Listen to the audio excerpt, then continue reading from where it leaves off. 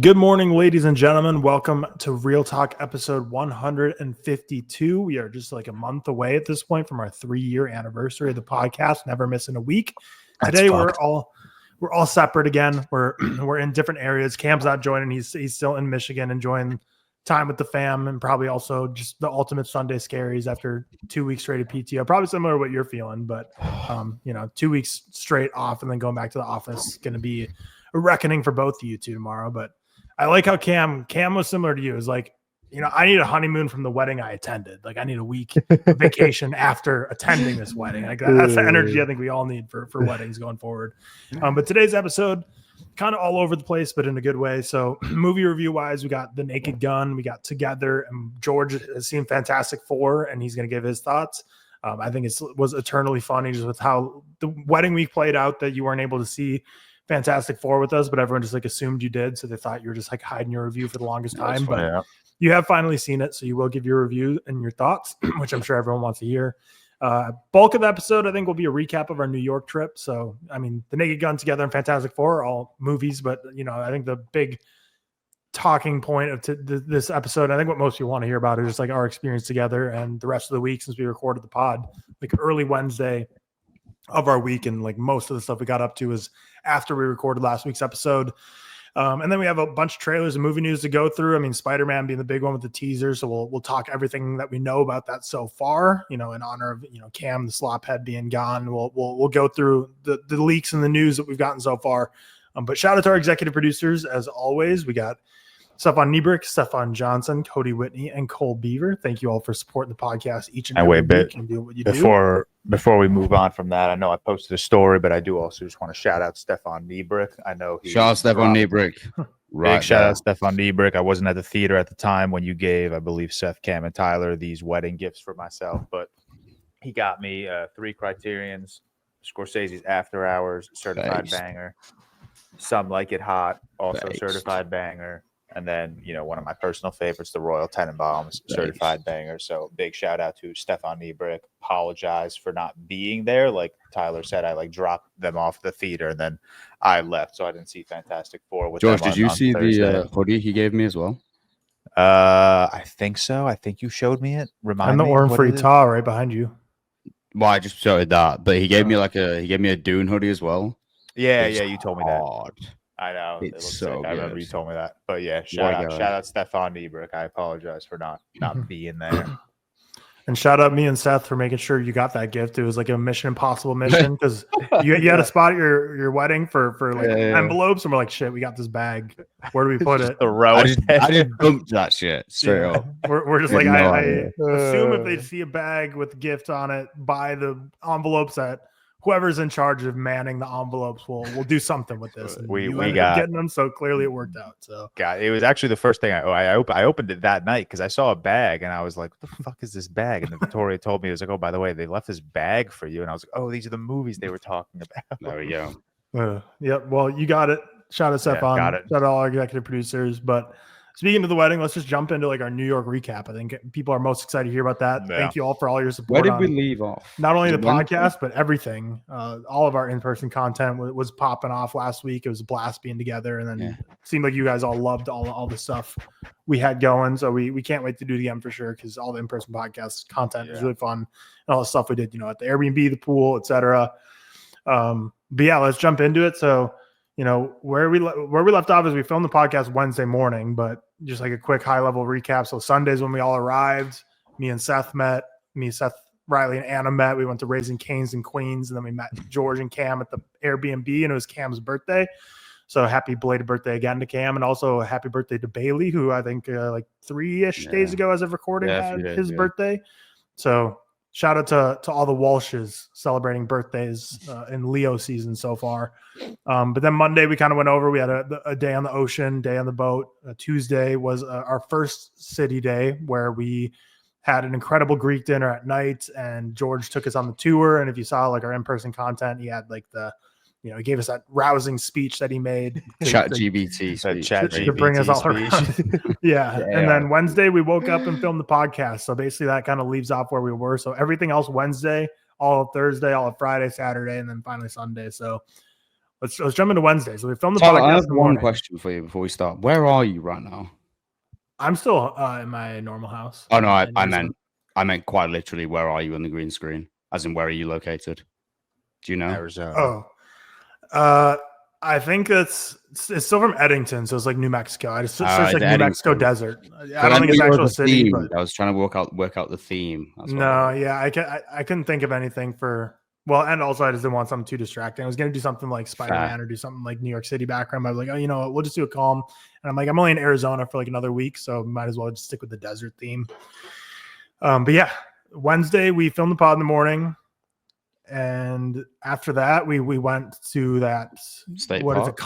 Comset? Yeah, we went to Comset State Park on Long Island. Yeah, the North Shore of Long Island. It's like a 3-mile loop, 3.5-mile loop. We saw a woman walking a bird, which is that was weird. Walking a bird. Weird. We saw a dude with a arm pedal on his bike who like lapped us like 5 No, he lapped us like 12 times. Yeah, he was cranking. Yeah, he was moving. Really nice. Really nice walk around there. Yeah, very peaceful. Nice. Connecting with nature before the big barbecue. Yeah, but before the barbecue, all of the Long Island listeners of this pod, if we have a lot, I don't actually know how many of our listeners are from Long Island, but they ran the gauntlet of like Long Island delis. We went to Woodbury Deli, Cold Spring Harbor Deli, and then we went to Caruso's Deli. So we hit 3 lovely delis. They got the full Long Island experience, which is nice. Mm-hmm. Yeah, I don't really know how I ranked the delis. I think they were all basically the same in a good way. Like I don't think there's any of them that was like standing out as very bad. And I don't think any of them stood out as like the GOAT. So I don't know if there's Long Islanders that are very passionate. First one, was that where you had the Baja Blast? Yes. Yeah, that was Cold Spring Harbor. I had a sandwich. I don't know what sandwich I had there, but it was fucking like they were all nice, but that one like was like really that one hit. Nice. Yeah, that one really hit. Yeah, for sure. That was really good. But I don't really think there was. I can't think of anything we did between the state park and going to your house. I'm sure we like went back and like got ready or something. But yeah, we went to Woodbury Deli and then you guys went back to because that's when I had to go get my nails done. Oh yeah, was that your first? No, it was your second manicure experience. It was my second. Yeah, it was my second because I got one before prom as well. Seth, have you ever had a manicure experience? No, but I'd like to. My nails are fucked. So I think it'd be kind of like a nice experience. You know? I'll be honest. I didn't notice that big a difference after the appointment. Like they just like filed my nails and clipped my cuticles, and that was it. They didn't like do much. What did you want them to paint flowers on them? No, I don't know. I thought they were gonna give me like I don't know. I thought I don't know what I expected. I thought my nails would look really sick after it, but they took them like 10 minutes and they just looked like I just got out of the shower. Honestly, like they just looked clean. Was it one of your sisters who recommended it, or was it a random one? I feel like you said it was one like Kiki or Christina recommended. No, I actually got there, and my sister and my cousin were sitting getting their nails done, and I walked in, and I was just like, I have a reservation, and they started laughing at me. That's got to feel bad. It was a tough look. It was a packed nail salon, and I got my sister and cousin laughing at me. That's very funny. God, but yeah, I've never had a manicure pedicure. I would like one, but I'm also like deathly ticklish on my feet, so I don't even know if I can handle one. Have you guys ever had the fish feet thing? Yeah, you know what I mean? Yeah, weird. What's the fish feet thing? I actually like went suck on your toes. Like it's really. Yeah, they eat like the dead skin off. They eat the dead skin. Yeah, I've never done that at like a nail salon, but we were in Greece 2 summers ago, and like there was this like lake that we went to, and literally if you just stood still, all of the little fish would come around and they would just start eating like the dead skin off your feet and shit. Really weird. I've not experienced that. I don't think that's very high on my bucket list. Probably something you would know if you'd experienced that, I imagine. Oh yeah, that's ticklish as fuck, Tyler. I'd be KO'd. But it sucks Cam's out here because the big event of Wednesday. I mean, obviously the barbecue was nice and the welcome was nice and the food was fantastic and the people were amazing, but the star of the show was Seeps. It was the Seeps, was the century pie. I genuinely can't believe we played. It was fun. It was fun, but I can't. Cam locked into like real frat bro mode in ways I did not like, to the point where like he was getting upset when people would walk away from the table. He was like yelling across the table at like me and Sophie when we weren't following the rules or something. Like he was in such like frat mode. It made me so happy. It was so funny to just watch this kid, because all week he was talking about Century Pong. Can someone explain what it is so people can get their mind? It's just mega. It's Century Pong it's just beer pong. Each side has 55 cups, so it starts at a row of 10, goes all the way down to 1, and each cup is filled halfway, and we use White Claws, which is such a bad idea. I felt like it was way too sweet. It was so much drinking. Yeah, it was so much drinking. It was me, Seth, Tyler, Sophie, and Jen on one side. So no, your cousin was on it like half, and then he traded. Yeah, my cousin like flipped teams at one point. But and then it was like Cam, my two sisters, Emma, Anna. Anna was funny. We were chirping Anna, and Anna was just she was funny. Like she was getting into it. Riley was getting into it. It was funny. Like, everyone was really getting into it. It was like 5 hours long. Yeah, it was not even exaggerating. It was. We like, started at like we 5 had to p.m. stop for food midway through because we were like, we had to stop for dinner midway through. It was. Yeah, that was an insane game. We had my grandma pop in for a guest shot. That was.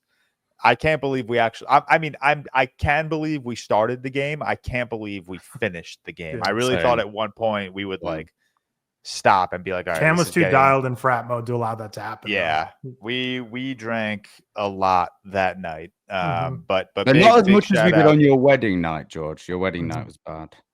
Yeah, my wedding. We'll get there. Yeah, we'll get there. Yeah, but on the barbecue, just big shout out to my mom. Big shout out to my mom. She was so excited that you guys were in town. She was so excited to host you guys. She obviously, we brought you guys out to the rehearsal dinner on Friday.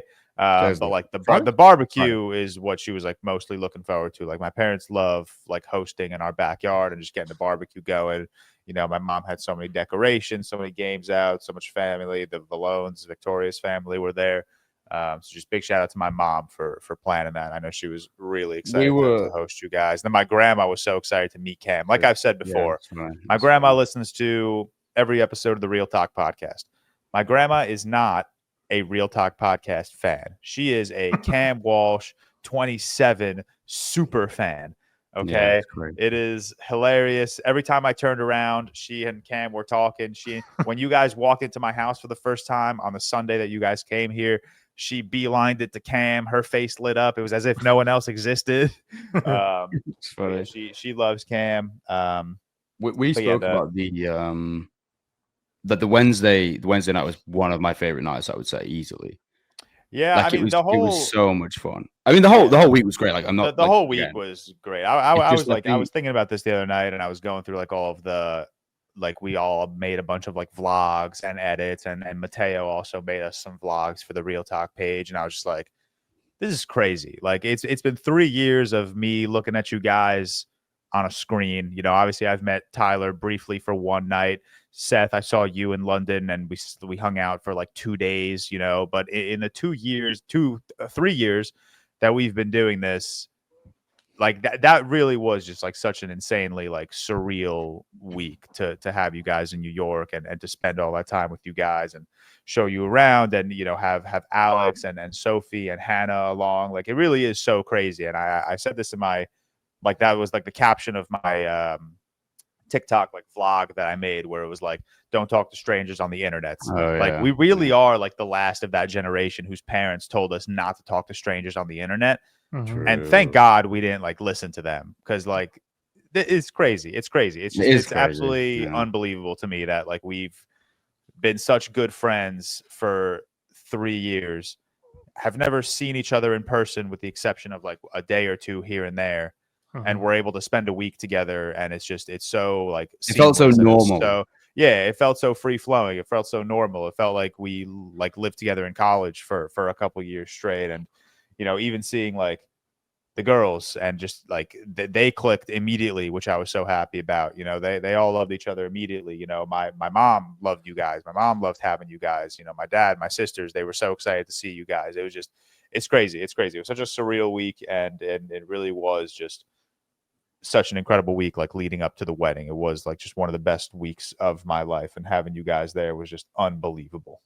I think one of the things for me as well, I don't know if you felt this, Tyler. My worry, not so much worry, because I think, like, obviously I knew George and we know Victoria and whatever, was like we would go to the wedding because you had quite a big wedding, George, and because you and Victoria have big families. My kind of hesitance, I guess, would be like we would feel like outsiders almost. Do you know what I mean? Because we're like the podcast guys. Well, that's but listen, it, like, no, but it like no, but didn't I'm feel glad that at all. I'm glad it didn't, because like I said, like most of that wedding, or at least most of the people closest to me and Victoria, were so excited to meet you guys. Like Rob was hype, Nick was hype, all my groomsmen were hype, my family was hype, Victoria's family was hype, my sisters, Victoria's brother, like everyone was just so excited to meet you guys. And then, you meet most of them at the barbecue, you meet the rest of them at the rehearsal dinner, and then by the time the wedding comes around, like, you guys are personal people, you're not going to like hide and shy. Like even Cam came into this week nervous about all the people he was going to meet. He was really nervous. Yeah. And Cam was just the most yappy person.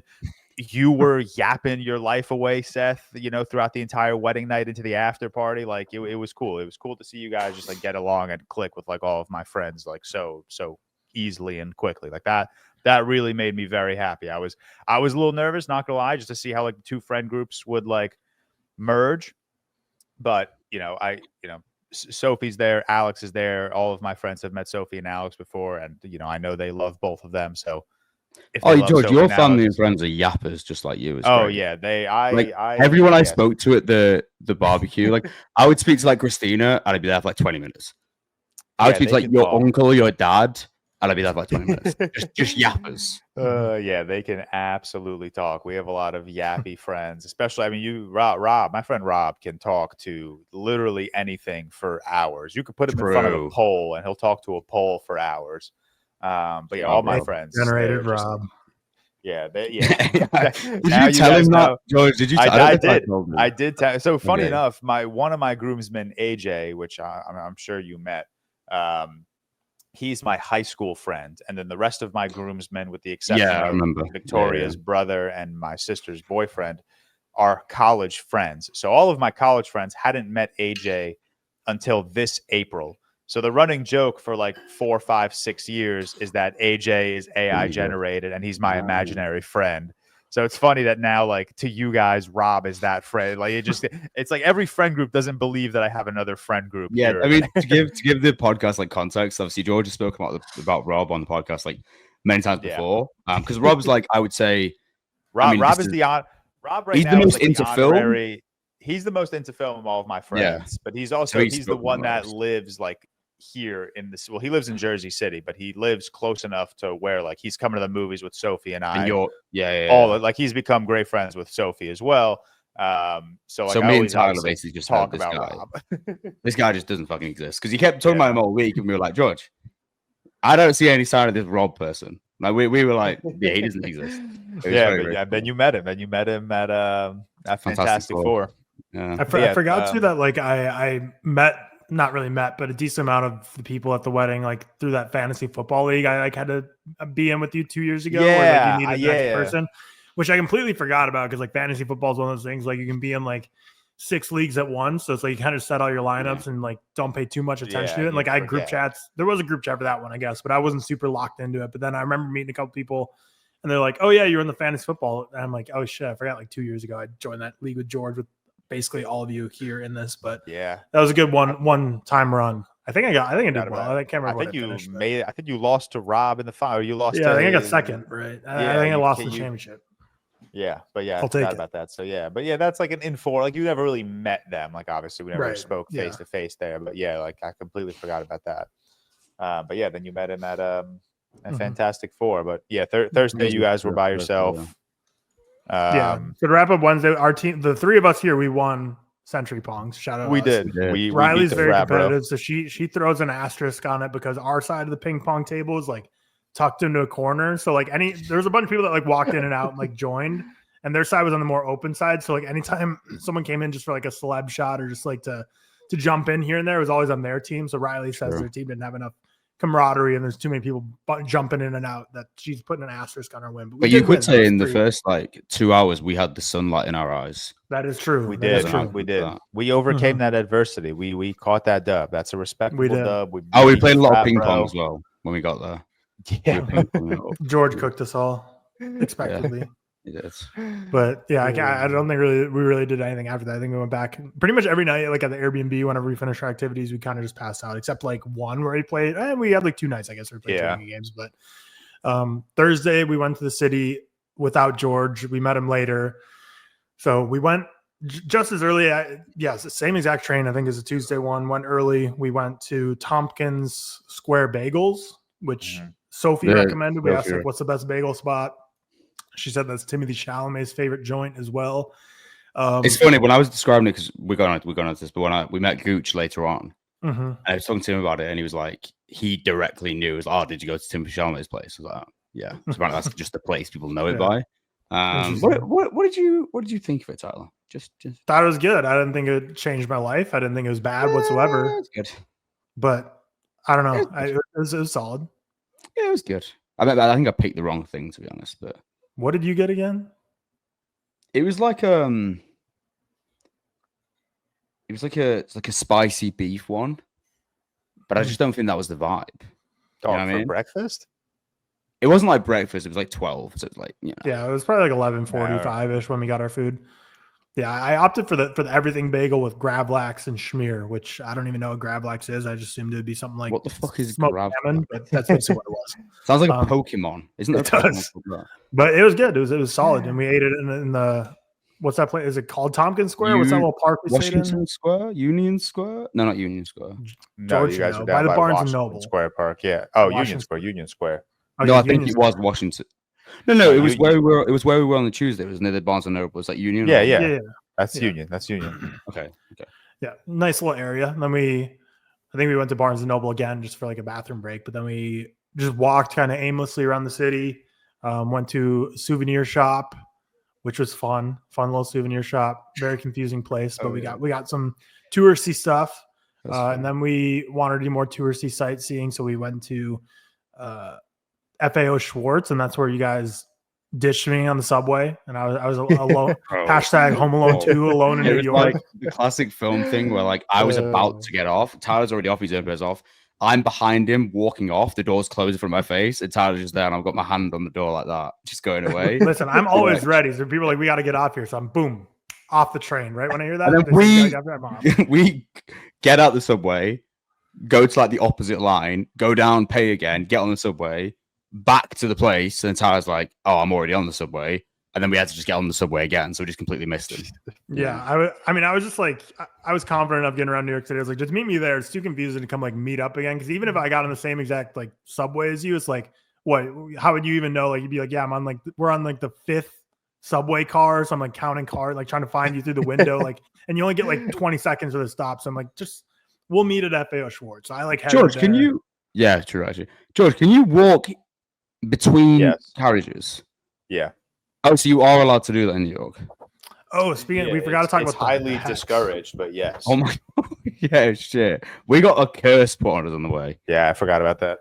Yeah, it was low key like dicey, because so basically like there's this woman who was like putting like a witch hex and just like ranting about like the most random stuff, like clearly just like delusional in some kind of way. And we were standing up, and then like there was a group of other people on the other side of us sitting on the other side of the train and started like yelling at that woman, including like fighting words like "go back to your country" type stuff. And we're just in the middle of this. I'm like, because if anything breaks out, we're like in the immediate line of fire. Because it was like quite amusing and just like whatever. And then someone was like, "Go back to your own country." Oh, okay. Well, we're here now. Things escalated, and then there's a bunch of yelling. I'm like, yeah, we're just like directly in between these two groups of people just screaming at each other. And I'm like, hopefully none of them are strapped or have any weapons, because we're just want to throw hands or anything. Because I'm like, we're right. Because there was like some girls next to us, and they were taking like selfies, weren't they? And then she was like saying, shouting and delete that photo and stuff like that. And we were like, what the fuck? It was one of those things that was like just like a crazy encounter that was like fun and lighthearted. And then like the back half of it, we're like, okay, let's get out this train, because this seems like we're at a boiling point here where there might be this, because there are obviously people that are a little out of their minds right now, so which are always the most unpredictable. But yeah, that was in the morning, so that set the tone for the day. Yeah, but yeah, them I got lost, but we met up at FAO Schwartz. I got there a little before them because, like Seth said, they had to backtrack and then go back again. But that's when we kind of just stumbled upon the Devil Wears Prada 2 set. So I was just kind of like standing there watching that while waiting for them. So I know there's been a ton of set photos and stuff coming out from that being in New York, but I didn't see any Anne Hathaway or Meryl Streep or Stanley Tucci or anything, but obviously they were assuming to be in that building filming something because there's a lot of commotion going on. But then we went to FAO Schwartz, very overstimulating toy shop. I hated it. Yeah, I hated it because I was so hot and sweaty. So like the worst thing when you're hot and sweaty is to be like in a crowd of people shoulder to shoulder. I'm like, full of like screaming children.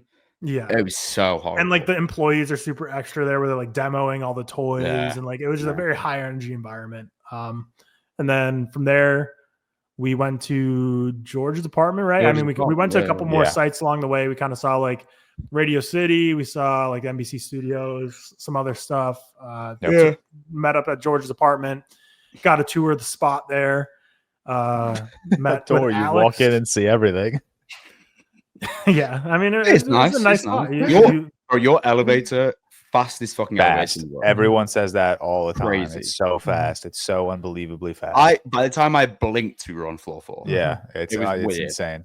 Yeah, which like your building's not like a super high rise skyscraper that you'd think would like need the super fast elevator. No. Like it's a tall building, but it's like I think you could half the time or double the time it takes to go up the elevator. I don't think anyone's complaining there. I think it would still. The manager just like opted for the shiny model, the elevator. Where he's just like, I want the turbo. I want the shit to fly up. Yeah, and I want it to fly to floor 8. Like you're fly to floor 4. But no, George's place was nice, and we went on a walk around Central Park. We got some food truck stuff, which was we got a dog. Yeah, terrible. You guys got some dogs. Incredibly mid. Dogs. Very expensive. But as George said, very much a touristy trap. Cam's card didn't work, so like he went and paid for like $30 worth of stuff and walks away. And then I'm in like the slushy line right next to him, and the guy like leans out and shouts at me. He's like, "Your card doesn't work." I'm like, "Wasn't me, but I'm guessing it's Cam because his card wasn't working all damn day, so I'll go pay for him." But he just that dude was pissed. And then nice dog. I actually enjoyed my hot dog. It was a nice dog. Yeah, I thought it was like it was very okay, but it was definitely not worth like that. Maybe it's just the vibe of walking through Central Park with a hot dog. That's kind of what I picture with New York. That's probably what it is. It's a New York. But nice walk. We walked like quite far through Central Park, I think. Thursday was definitely our biggest step day because we did the whole city before we met up with George, and then after that we did a loop around Central Park, walked all the way to the AMC, and then after the AMC we walked around New York City a little more too. Went to the pizza Thursday place was like the crazy step day. Went to the pizza place before the MC. Before we get there, so Central Park, and then we went to that bar. Oh yeah, of course. Yeah. George, where if you're following along with the content we posted, this is where the "What's the best chicken sandwich" TikTok was followed by 40 seconds of speaking absolute just nonsense. You got to get the TikTok creator fund. You got to get the minute 1 second. But sure. Yeah, that bar was funny. Like we just chatted, cooled off, and then we went to a different bar, which was a very cool vibe that the girls found because there wasn't a ton of seating in the bar we found. So like we're gonna go find, and also it was like more just like basically beer and that's it. And they wanted some mixed drinks, so they kind of fled on their own to a different bar, which was like a very much like a more pub style. That was really cool vibe, nice dark environment. They got like a huge booth, so they found a nice score. We weren't there super long, and that's why we went to pizza, which was where we met Rob for the first time. It's where we met Mr. Bob Goochman from Lights Camera Barstool for the first time, and we've had him on this podcast. I've had him on the Trivia 10 multiple times. He's like of like the Barstool movie people, like Jeff D. Lowe and Ken Jack, like those people are all on Twitter, but like I think Goochman's like the most like steeped in film Twitter culture and like in the community of the podcast. That's how we kind of know him the most. And cool guy. Yeah, really cool guy. We met him for pizza at what's the name of the place, George? Made in New York we went to. I thought the pizza was amazing, but we were standing outside and it was the hottest day of the week, or one of the hottest days of the week. It was hotter than the other city day, and the pizza was obviously scalding hot. So it's always tough just standing in like incredibly hot weather, eating incredibly hot pizza. But I thought the pizza was delicious. I think it No, was. I really liked the pizza in this Yeah. place. It was like the epitome of what I picture when it comes to like New York, like one slice. You know what I mean? Like I really, really liked it. It was really, really nice. That's my favorite spot in the city, probably. Yeah, it was cool. I really liked it. And then went to Fantastic Four. First AMC Lincoln Square experience, which we kind of talked about a little bit on the Fantastic Four portion of the review, because obviously we filmed that after we saw Fantastic Four, which was this day. But fun experience. I know Cam already aired his complaints about the no ice for drinks. There needs to be small popcorn. Yeah, I don't know. Well, I guess I'm not an AMC, large. I'm not an AMC guy, so I didn't realize just regular AMC doesn't large. have small. It's not my movie theater chain's small.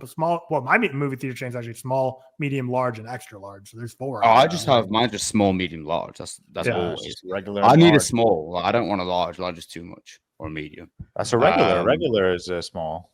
Regular is not small in America, George. Well, yeah, regular is very fucking big. Regular is very fucking big. It was cool. The screen was really, really good, but to be fair, the seats were bad, but you do kind of adjust to it after a while. George, you got the experience yesterday. We already spoke about this briefly, but seeing Avatar and the Odyssey, my first time seeing both. Yeah. I saw the Odyssey finally yesterday. Horny. I mean that was levitating. Yeah. And then, you guys know I don't love Avatar as much as like the next person, but the visual, it was a crazy trailer to watch in IMAX. Finally, I don't succumb to the leaks. I'm better than that. I am better than you guys. So I did not watch the Odyssey or the Avatar, like because it was weird. It was like 10 trailers. And then the last trailer was the Odyssey, and then they do all of the AMC intros, and then they played the Avatar trailer. So it's very weird. Like the green preview screen came on, and I was like, "Wait a second, we already went through all of the AMC intros. What do we?" And then you hear, you don't hear whatever the first shot of the trailer is. You see it, and I'm like, "Oh, right, I forgot they were playing this one as well." Yeah, it's because it's like a Disney property, Fantastic Four. Yeah. It's like when the Odyssey trailer came out with Jurassic World, which is another Universal. Yeah. So that they did the same thing where like all the trailers ended. You're like, fuck, they're not playing the Odyssey, and then starts because it's Universal. This one's more Disney, but it's cool. Yeah, the row C is definitely not. I think like D or E would be better, but that's personal. C or D is my prime. C or D is we were in D yesterday for Fantastic Four, and like the one shot of like Galactus standing next to the Statue of Liberty, I was like, this is crazy. Like he's huge, and like I really feel that size in row D right now. I think I was like F, like middle of F. Well, like I also posted like my Odyssey trailer reaction. It was like an in-theater reaction, and most of the comments were, "I feel bad for Bro's neck," and I'm like, I'm not even looking like that. It's not. Like, it's not that. I'm here. Like, this is where I am watching the movie. I'm here. Yeah, it's not terrible, to be fair. Like it's not. It's really. I don't walk out with neck pain at all. Yeah. Every so often, we'll cop like a row B if we're desperate. No. Yeah, that's pushing it. But like C and D, so we said this. We talked about this last week, so I won't harp on it too much. C and D, right in the middle. That's horny sauce. But yeah, like the thing is like it obviously doesn't do like the Oppenheimer meme where like the face is distorted, but I feel like the picture gets a little distorted and you don't get to fully appreciate like the top of the screen compared to the bottom of the screen when you're in the fully front row. But it also depends on the movie. I think Fantastic Four for a superhero movie was like not as much like crazy motion. Like I think like Challenger is a terrible movie to see up close because there's so much tennis back and forth. That would like, be dizzying. But the worst one was like Riley and I were, because it was an early screening about like a month and a half, and that was the one where we actually found out like Austin Butler and Baz Luhrmann were there, which we left before we knew they were there because they didn't tell us as a surprise. They just like popped out like, "Hey, we're here," and we're like, "Well, we probably shouldn't have left right when the credits hit." We were pissed, but Elvis is what I'm obviously getting at. First row for Elvis is like I thought maybe Mount Rushmore of worst movies to ever see in a front row. That's a nauseating for sure. experience. Yeah, for sure. We same thing happened with one of our screenings of Oppenheimer. Actually, we had heard that Christopher Nolan was doing a Q&A after the screening, so Sophie and I rushed to get tickets. Did you get A? There's no assigned seating, so we get into the theater, and Sophie's like, we should just suffer through row A so that when the Q&A comes, we are front row. Oh, and I was like, yeah, obviously this is sick. Like, obviously I would do that. And it was worth it. Like when Christopher Nolan came in and we were literally right in front of him, but I shit you not, I was watching the movie like this, like because it wasn't even in the IMAX screen or the Dolby screen where you have like a little bit of room. It was just in a standard theater where you're sitting in row A here and the screen is right here. Yeah, that's like bad. That would be awful. Yeah, that Oppenheimer. I mean, what, like 3 hours or something like that as well. Like, that would be 3 hours, literally just staring at the ceiling. I do agree that I think it would have been worth it for the It was very worth it for. Yeah, I was literally, Matt Damon was there. We were like, I remember. I legitimately think we were like 7 feet away from Christopher Nolan. Because I remember you posted a bunch of videos on TikTok, didn't you? Yeah, I posted a bunch of like him just talking, Damon just talking. Like we were right there, so it was worth it to like sit row A. But like during the movie, I was like really regretting that decision. Yeah, that's fair. But then the movie ended. We met Stefan. We met 2 of Riley's friends who were in town. We all kind of walked to get some ice cream and then get some water and just kind of had a chill, little stroll around at night because like I said, a super hot day, but with the sun down is a lot nicer, even though it's still muggy. Then we headed back to the subway to head back to the train. I think we took basically like the same exact train back. So it's kind of, we were in the city for about the same exact time as we were on Tuesday. Yeah. We're just completely exhausted at that point. I think we kind of got home and just like immediately hit the bed. And Friday was like, no, we didn't. On Thursday, we played the cinema game and played the card game. Yeah, we played that movie card game, and we probably played some drinking games too. Man, yeah, we Thursday was a long day, and then Friday was like really long day. Yeah, the first day ever that we didn't have like every other day leading up to that point was like wake up, go nonstop until like you're back for bed and go to bed. So Friday was like the first time we didn't really have anything in the morning. So we were just in the pool. Like it was nice. We kind of woke up slower. We went in the pool. Yeah. Was that when we ordered all that breakfast? I think it was Saturday we ordered all that breakfast food. No, it was Saturday. Yeah, that took like 2 hours because Riley decided to order from somewhere that was like an hour away. I was like, Riley, I was like, oh, I don't know what to get. Riley, you pick something. But we got McDonald's for a pregame. We had a pre-breakfast before our breakfast. Yeah, we had a 2-tier breakfast. But Friday, though, we just like hung out in the pool, which was fun. I think that's when we did some of our like games, like the Harry Potter, naming Harry Potter characters. And like we did a ton of those games that we didn't film where we were just like trying to name as many as we could going in circles.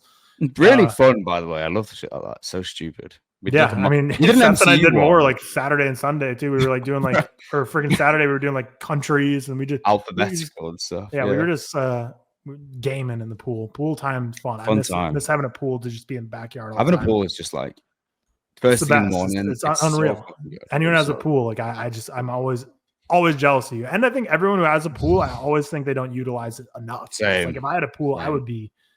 I mean, literally, I think we kind of got in the pool for at least a minute, like pretty much every single day we were there. And like first thing in the morning as well. Like that's what I do straight away. And multiple of the days we were in there for like multiple hours. So pool was great, even though it was like really cold, but it felt good. What else did we do Friday before, the rehearsal dinner stuff? Nothing. But then that's when Cam tried on his shirt and realized he's wearing a woman's shirt, which was very funny. Yeah, it was like, so I didn't have a belt and I forgot to bring mine and I need one for tomorrow. I didn't need one for Friday anyway, but I forgot to bring one. And so I just went because like, it was funny because Cam tried on his shirt and he was just like shouting like, I need to go to Target right now. And this was this is like 15 minutes before we had to leave to get to George's rehearsal. It wasn't even that. It was like 20 minutes before it started, I swear. Yeah. We had to like, and obviously like Target, I think was only like 5 minutes drive from where we were. And luckily me and Cam like got in and we literally sprinted in and out straight away. And we got there in time, which was lucky. But yeah, that was very funny that Cam brought a woman's shirt with him. I don't know how the fuck he managed that, but it was I don't either. He didn't very calm. Single because already too, he only had one dress shirt for the trip, and his plan was like wash it for the next day and use it for his suit for the wedding. But yeah, he had a woman's shirt, and it wasn't just a woman's shirt that like looked weird on him. It was like it just completely would not fit. Like it wouldn't even come. It wouldn't even go over it. It was clearly like just like not even close to anything his size. So I don't know how that happens, but did not fit him in the slightest. Wouldn't even button or anything. So yeah, weird like. we were probably like 10 minutes away from the rehearsal dinner spot is where our Airbnb was. And we like left 15 minutes before it started, but you guys had to get Alex to drive you to Target to run and grab a brand new dress shirt, belt.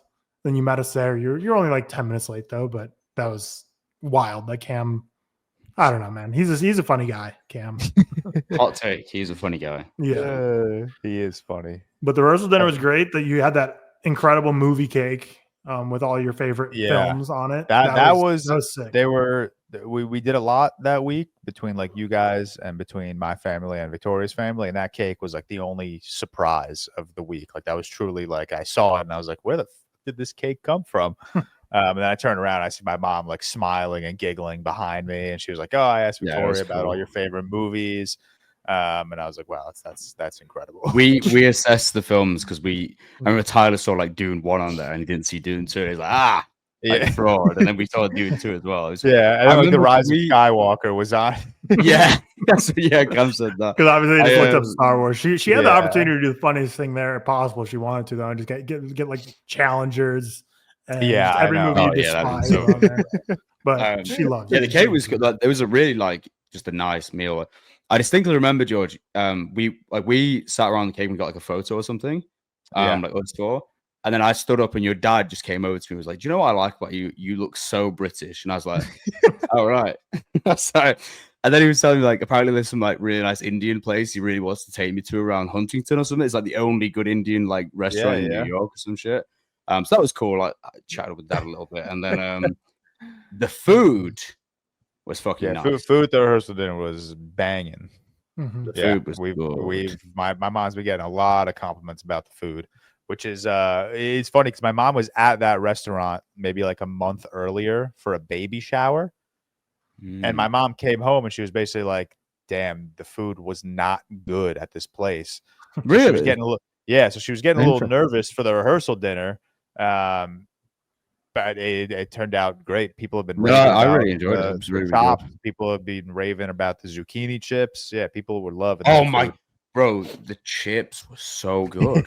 I don't remember the zucchini. I saw. Was it that Nick who commented on your photo and said that about like the chips, and I was like, I should remember them straight away. I was like, they were fucking good. Yeah, but the food. I had the lamb chops. It was really nice. Lamb chops were delicious as well, and then even like the dessert was delicious. Everything was great about that place. They cooked literally and figuratively. They cooked. We literally at our table because obviously like we were around George and Victoria a bunch, but they were entertaining a bunch of people. So like they weren't at our table where we were eating. It was just the ReelTok folks and some others, but it was mostly the ReelTok and couples talking. And we exchanged words and sayings with Seth. We were teaching him some crazy stuff. He was teaching me some British sayings, and I was practicing my Scouser accent. It was a good time. Riley and Tyler searched like British sayings that Americans won't know, and he said like 10 of them. I was like, no one on earth has ever said that. I've never heard a single. It was like the classic like English thing, but we were like comparing. It was really funny. But it made me really want to go to Texas, which funny enough, I will be going to Texas. So that sounds really fun. We are. Like Riley was telling me about her like where she's from and stuff and what her family's like. I wanna see the real. Yeah. Speaking of like a random aside, so obviously like a huge thing going around Twitter and TikTok this week has been what are the 4 major American cities? Oh yeah. As an outsider, what do you consider the 4 biggest, like not biggest, but like when you think of America, what are the top 4 cities you think of? Yeah, it's cities. It's New York City. It's LA. It's if it's New York. It's LA.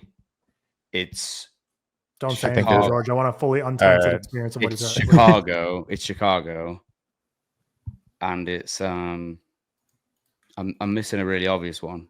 You're missing a massive one right now. Well, those 3 are usually the first 3 people say. So the top 3 are kind of the 4th is the one that's more up for debate. So I'm curious what. Wait, what were you thinking of, George? Because I want to see if I. No. I want to hear your what first. Well, I don't. I might just. I would say like. I would disagree and say the 4th isn't obvious because the 4th is the one that people always disagree. That's why it's the thing. Chicago won before. Chicago. So everyone says New York, LA, undisputed top 2. No one argues that would be the top 2. Chicago is the three. There's like 10% of people that argue that, but 100% of people agree New York and LA. Like 90% agree Chicago is some disagreement there. The fourth one is where like there's probably 4 to 5 cities people argue. Yeah. I might say I think it's New York, LA, and then it's Chicago and another city that I would put in like that tier 2. Mm-hmm. I might say, what do I say this? If I'm thinking about it, is it one per state? This is where I've heard there's probably 4 or 5 most people debate, but I've heard like 12 different cities people throwing in the fourth. I would say if I'm thinking logically, for some reason, I would go towards San Francisco or Dallas. I'm not really sure why. What are you saying, George? San Francisco is the most common number 4 I hear. Yeah, is it really? Oh, yeah. It's New York, LA, and then I think there's a tier of 3 cities, which is Chicago, Miami, Philadelphia. Mm-hmm. Philadelphia. Miami, I did think about. Philadelphia, I don't like. In the UK, I just don't really hear about. Well, what's interesting about Chicago is I think all Americans should agree that Chicago's the clear number 3. But I've heard some international people chime in and say, like, I guess internationally Chicago doesn't have as much of a brand reputation. I guess. But I don't know. Here it does. I've always wanted to go to Chicago. It's like always weak sauce Chicago. That's what they call you, weak sauce Chicago. But the rotation between the fourth is like people say San Francisco, people say Atlanta, people say Miami. Yeah. I haven't heard a lot of Philadelphia. Some people say Boston. Some people say Houston because that's the biggest in Texas. That's kind of it for the Seth, Seattle. Now do the bottom 4. Detroit. Detroit. I don't know. I've seen 8 Mile. Just auto Detroit. I don't fucking. What? I have no idea. I don't even know what Detroit. That's an interesting question too, because that's like what does American media paint as like the bad cities? Yeah. I somewhere in New Mexico because I don't. It looks too hot and too deserty. Breaking Bad. Is that wherever the Breaking Bad is? Phoenix because I just think the climate would be disgusting, so I'm going to say Phoenix. We'll go Phoenix, Detroit, LA. Because I think LA's it's both top 4 worlds. and bottom 4. LA top and bottom 4. It's both worlds. You agree? It's all I hear about it is it's like there's no middle ground there. It's both worlds. LA sucks. There we go. And fucking where's shit? Where's dog shit? Someone like Omaha, like shout out Doug. Yeah. It's got to be some white trash place. No, I don't know because Georgia. Wait, George, someone give me a fourth. Respect. Give me a fourth. I don't know a fourth. Just the entire state of Jersey could be there. Sorry. Okay. That was mean. I can't think of any of those. Wilmington, Delaware, dog shit. I mean, maybe. Where else? Newark, New Jersey, horse shit. Okay. Yeah, I mean, they just had an earthquake just to be relevant. Yeah, literally yesterday. I didn't feel it. Obviously, I'm not in that shithole state. So I didn't see many people talking about it on Twitter, but I was like, because obviously, like we know multiple people in the New York, New Jersey area, so they were talking about the earthquake. It was like a 3.6 magnitude, but I was like, my first reaction when I saw the 3.6, I'm like, LA will destroy you if you start tweeting about like the earthquake in New York was crazy. I'm like that you cannot like the California because New York and LA obviously always have this rivalry. And I was like, all you New York people, like don't be publicly talking about 3.6 or the LA people are gonna just roast you. Because just a week before, or not a week, it was probably about a week ago. There was the Russia earthquake that was like an 8.8. It was the largest earthquake in like 14 years or something, which caused like minor tsunamis in Japan and Hawaii, but it ended up not being as too bad. But yeah, that was like we had some record breaking earthquakes earlier this week. So the climate be crazy these days. Where were we? We're at Friday, rehearsal dinner, exchanging British and American slang back and forth. Then we got back and we probably played more games that night. And then Saturday was the big wedding day. So I think the Saturday we spent most of the day in the morning. Oh, I was wrong, Tyler. No, you were right. We didn't play anything on Thursday. We played something on Friday. Yeah, Friday. Because the night ended, I don't know, like 10 or something. Yeah. No, so it was the earliest we got back, which like 10 p.m. was probably like the earliest we kind of wrapped up the day, which was again a nice change. So we got some relaxing drinking games, and then wedding day we spent the morning kind of just chilling in the pool, and then ultimately got ready for the wedding. This time we didn't have any last second target runs, thankfully. But we went to the the Greek church Greek up in like Orthodox Church. Cold Spring Harbor, maybe, and maybe There's a maybe it's the Green other way. I don't know. Green Lawn. Green Lawn, yeah. Which my first beautiful Greek church. Orthodox wedding and probably my last. It was really, really Yeah, Seth, what do you Yeah, think of my that first church? and last too. cool ceremony. Like, I mean, I don't come from a religious background, so it wasn't something I expected, but it was really, really interesting. The building was amazing. Yeah, Mhm. church is The tapestry and stuff, like unbelievable. It was cool. It was a nice experience. I think it was like outside of obviously just seeing you and Victoria get married, which is the priority, and was amazing. It was just it's just the cool. You know what I mean? It's just cool. Because when am I going to go to a Greek Orthodox wedding again? It's just not going to happen. I was gonna say a lot of my friends there, like friends, obviously not family, but a lot of my friends there, including a lot of Victoria's friends, that was their very first like Greek wedding. So it was cool going around like the after party and just individually asking everyone, like, "Oh, what'd you think about the Greek ceremony?" The crown kept falling off your head. They had to keep adjusting. The crown, dude, it's because my head was so sweaty, and also I guess my head doesn't have a good like round circular like place to like. Mine would fall off. Like Victoria, she had her bun, so like the priest used the bun and put the crown around the bun. Me, I don't have. I barely have hair, so I had nothing to leverage that bitch up.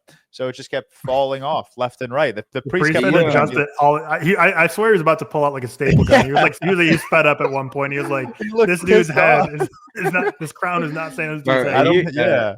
The priest had some lungs, man. I actually, it's so impressive to me how they do that. Yeah, it's crazy that.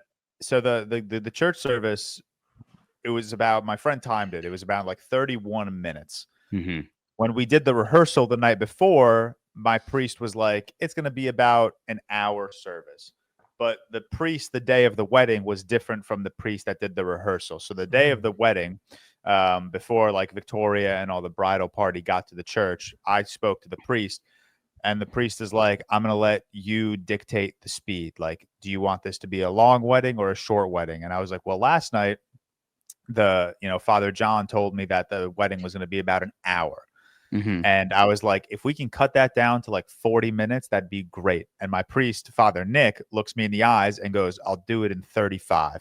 And he ends up doing it in 31. But if you think his lungs are crazy, a typical Greek church service goes from 9:30 a.m. till around 11:30 a.m. Sometimes and they do that the whole time. They do it the whole time. Like the singing, talking. They'll stop for like Bible readings. They'll stop for they're still like talking. Yeah, but they're still talking for nonstop. And sometimes it'll go longer if they have like a memorial service, because that'll add like an extra hour. Or if there's like a if it's an important day in the Greek culture, it'll add like an hour. So yeah, he's got a, because it's the switch up from like, I guess, singing to reciting, and the concept back. It's like, I don't know. Yeah, I just think it's really impressive. There's a constant back and forth from singing to chanting to talking to reciting as a speech. There's a lot that goes back and forth like in that whole like service.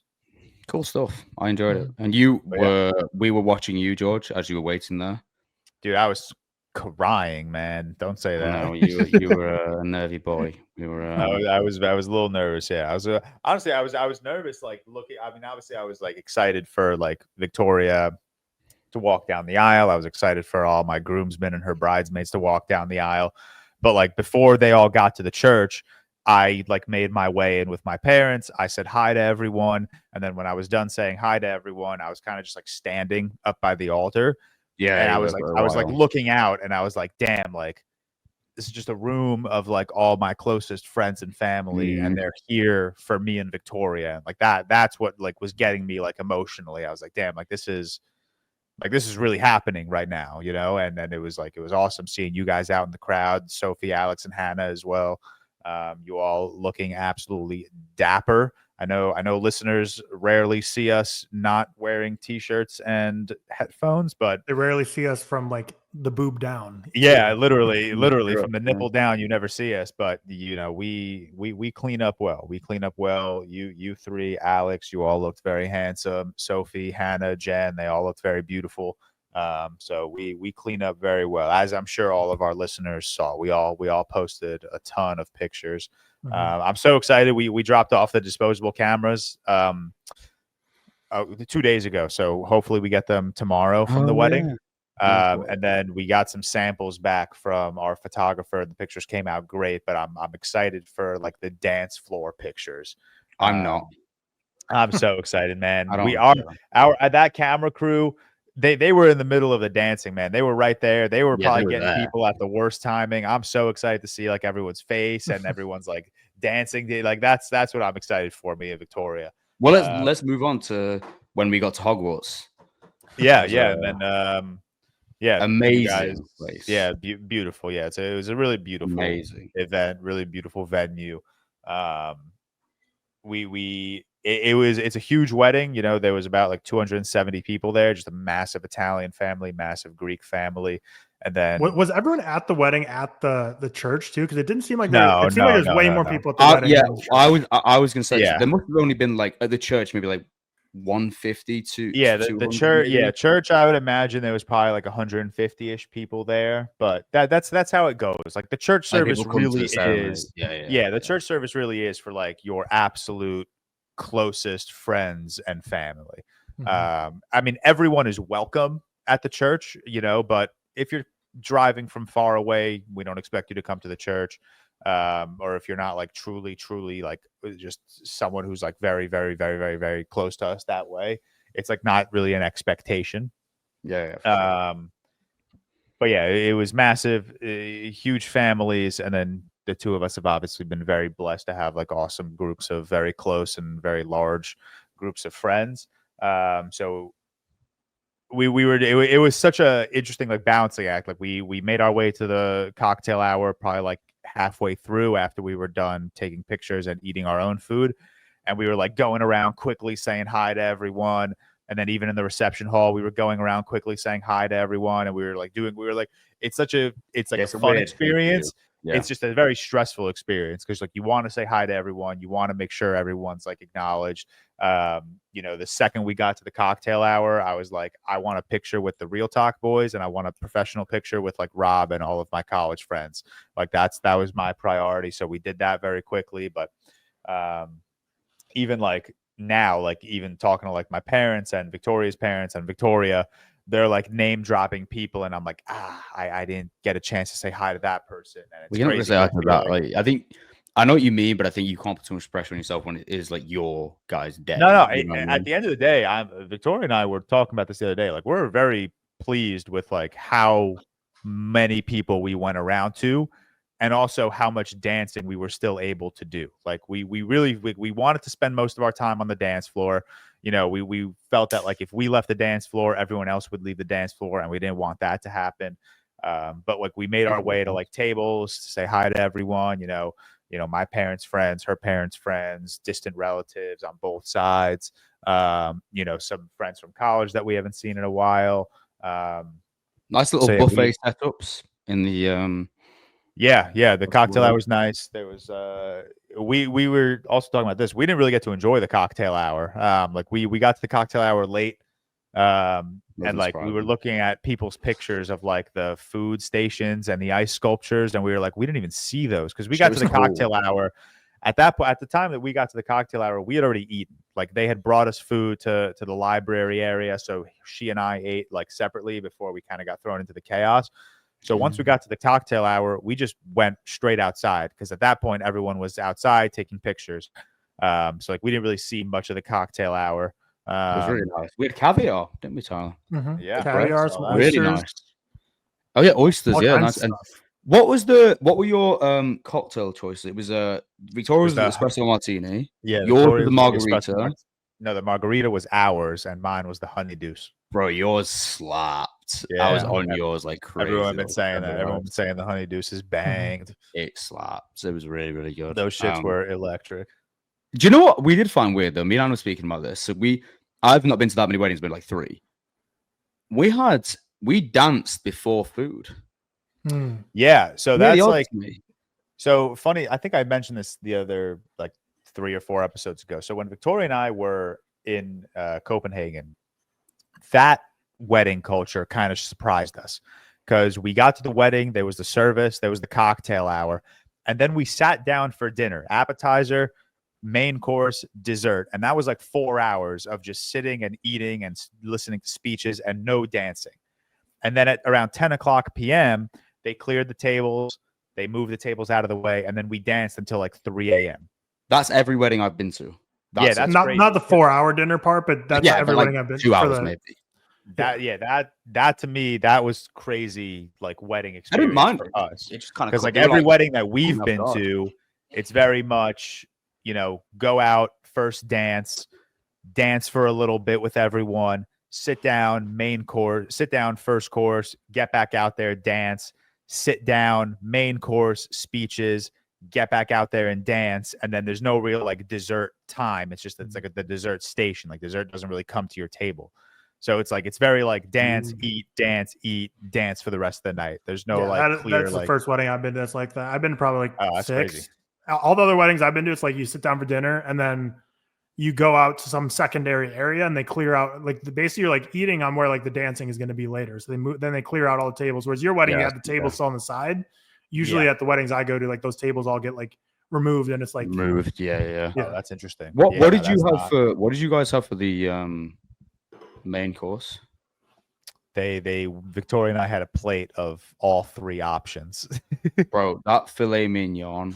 Yeah, the filet was good. The filet and the chicken was great. The salmon was really good. Yeah, they came up to us and they were like, as the bride and groom, you guys can have just like one of the dishes if you want, or we can put all 3 on your plate and you could have all 3. And both of us were obviously like, yeah, we'll have all 3. I inhaled my food because I was starving. Victoria didn't really eat a lot of her dinner, so I was digging into her food at one point eating. I was starving by the time dinner came out. Yeah, it was like a fine dining experience, which I love. It reminded me a lot of like the Forks episode of The Bear, where like there was this guy, like the manager guy of like all the waiters and stuff. Like, so our table like forgot a fork, and then like I saw like the dude, like our waiter, get like not like berated, but the manager guy was not happy with them. And then later when I was going to the bathroom, I saw a busboy or someone was like carrying like 4 plates stacked in each other to like bring them to like the dirty plate area. And this manager pulled him aside and was like kind of hard. He was like, do not ever do that again. You could drop it. And I was like that they were running a tight ship where it was like a fine dining. And like, if you were not following the fine dining rules, the management I distinctly remember our waiter being like so nice, just so like accommodating, just trying to help everything.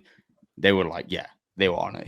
They were really nice, really cool. But no, because we ate and then danced, and then danced a ton.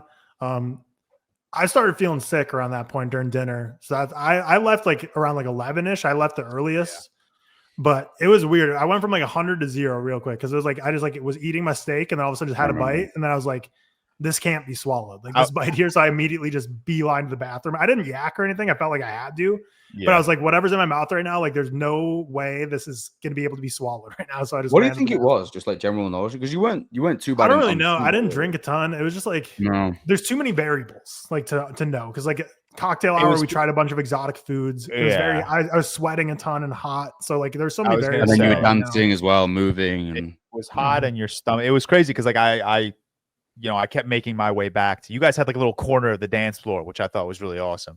So I like kept trying to make my way back to the corner. And for the most part, you looked great until I guess you Tyler was boogieing his it came out of nowhere. It was just like all of a sudden around like, because like dinner was pretty late in the night. It was probably like 10:45ish or something when we were eating. And I was just like all of a sudden it felt sick. And then like I went to the bathroom, felt better, came back. And then like when you guys were doing like first dances and stuff, like I was feeling better. And then all of a sudden I was like, I'm like, I don't know if it was like just hot in there or what it was, but I was at that point, I was like, I didn't end up ever yakking, but I was like, I feel like if I stay in here, I'm going to be yakking. It was weird because I remember Annika once to me was like, I think she saw you go because I wasn't there or something. And she was like, oh, Tyler's gone. And at first I was a bit worried because of the fact that you looked perfectly fine. I thought it was like something serious, but it was one of those things where like it was like a mental game too, where like I started thinking like I was so focused on like don't feel sick, so in my mind it was like all of a sudden like I'm gonna feel sick. Sure. So, but no, I just went to the bathroom and just like stood in there and like splashed water on my face, and then I was just like I should probably just like go get fresh air, so I just like stood outside for a bit, and then I was like, I'm like pretty sick at this point, so I went back, but I ended up being fine. Did Riley go back? Yeah, well she did, and then she came back and picked up the rest of the crew that didn't stay. It's like Emma and Cam and Anna, but she dropped me off and then drove back. And then Seth stayed till 2 a.m. Yeah. Which you guys were just like in the courtyard, right? Just like chatting it up. Bro, after I was yapping about nothing. I think Seth told every single one of my close friends that they were fucking sexy. Okay, Nick is good looking though. Like his mustache. Rob texted me the next morning and goes, "Seth gassed up my ego so much last night. I did not need that." This is the thing, right? You know, you get those people who are like angry drinkers. I'm just the most lovable guy. Yeah, I was you just turned into the compliment king. I was speaking to everyone. Yeah, every single. I look over at one point. I got Seth and Rob yapping. 2 minutes later, I see Seth and my mom yapping. Then I see Seth and my sister yapping. Then I see Seth at a table with people I didn't even think he knew yapping. Well, I remember distinctly being at a table with 5 people. I don't remember any of their names. I'm sorry, but I was speaking to like half an hour. It was just yap fest. It was cool though. Like it was nice. Blast. It was nice. Like I even had like a good conversation, I think, with Victoria's brother as well at one point. Yeah. It was nice just like meeting everyone. I think like because it was at that point, from what I remember, there was only in the court like 30 people, maybe 40 people, something like that. Yeah, there were. I mean, it started heavy, and then people started. I mean, like by 1, 2, I guess. Yeah, by like 12:30, 1:15, there was probably like 40 people there.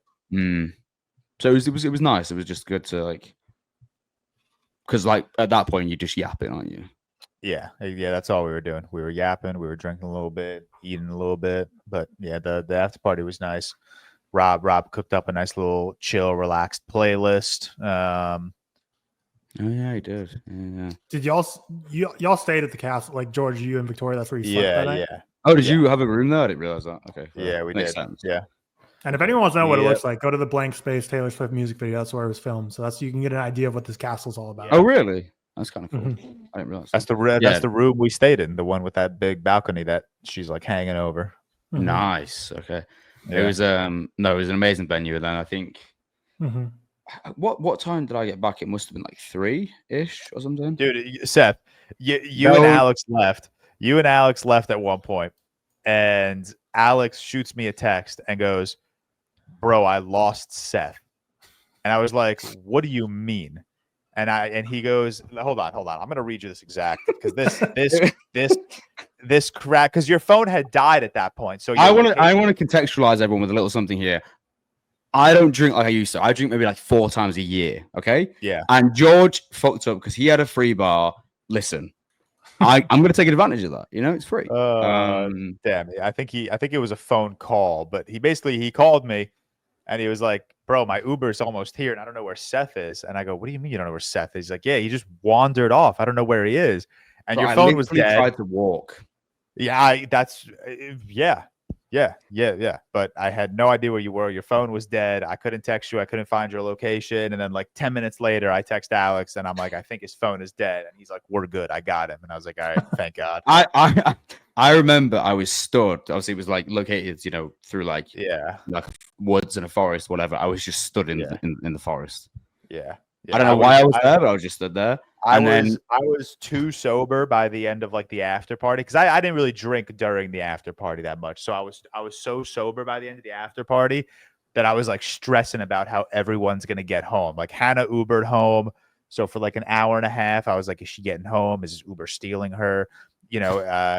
Cam, Emma, and Anna. I think Riley picked them up, and I was like, I kept texting them. I was like, "Are you guys home safe?" Because I didn't realize how far it would have been to. Because I remember, like before I was drinking, I remember like looking. It was like an hour. It was like a 2-hour walk. So like our. Yeah, it would have been a far walk. Yeah, I didn't realize like how far out we were. And then we got an Uber back, and I think we were back around like 3. Yeah, I honestly said to Anna, I said like the next day, I said that I wish we'd have done another day and thought about this logically, because I felt you were so hungover, and like I didn't know if you were gonna make it. I didn't know if you were gonna be able to make it to the airport. I was worried about you. On the like, when Tyler was driving like back to JFK and the rental car back, and we stopped off at like a breakfast place, I couldn't eat anything. And when we were driving, I was like, I'm gonna fucking be sick. I was expecting. I was like, damn, I wish Seth was on the right side of the car, so like we could just pull over quick and he could like lean out the car or something. I was worried that it was one of them though. Like, after a few hours, I was fine. Yeah. I don't get home, but it was just like because it was fact I had like no sleep because we had to get up at like 8 because we had to like clean the whole Airbnb, park everything, whatever. Because Cam left to like 6. Well, so So I didn't see Cam and Emma when they got back because they got back a little later than me and they went right to bed. So because they had to leave super early. So I was like, I'm gonna make sure I get up at like 5:45 so I can say bye to them. So I had my alarm. I woke up, went out there.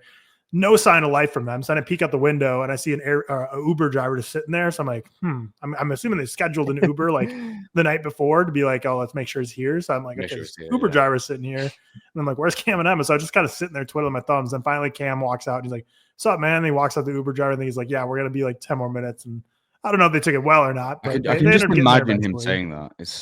They were very late for their Uber for sure. But they dipped out and then we had to clean the Airbnb before we checked out. Alex left. He was standing there by us the whole time, didn't say bye, didn't say anything. He just like walked out. Where's Alex? Oh, he's gone. Yeah, he just left without saying anything. You know, it's okay. He'll grow up one day and know how to say bye to people that he's with.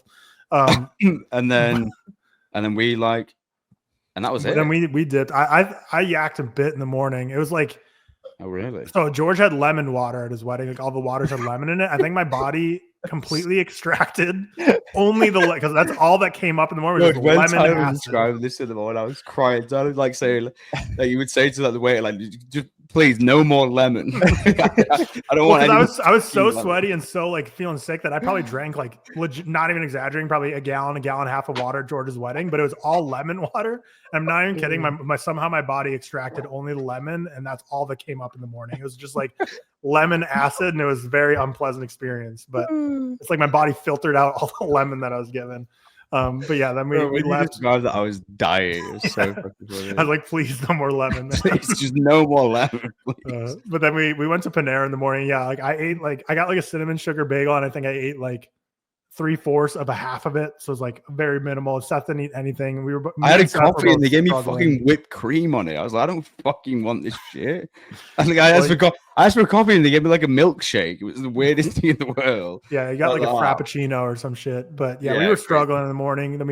But we kind of strategic because it's like an hour drive to the airport, but we kind of drove like 15 minutes, stopped at Panera, then we drove like 20 minutes to a gas station. So we kind of broke it up a bit because once I got to the airport and through security and like sat down for a bit, I was like, okay, I'm like fully okay now. Because I was coming to New York, I was sick on the plane. So I was like, I don't want to go through this again. That was terrible. Because like in the first half of the week, my face was so sunburned because I got like sun poisoning like the day before coming to New York. Like Saturday, I was outside, went on a super long walk, probably got heat exhaustion because like right now it's like 112 degrees every day here in Arizona. Like we're in the dog days of summer. Oh, God. So I got like heat exhaustion.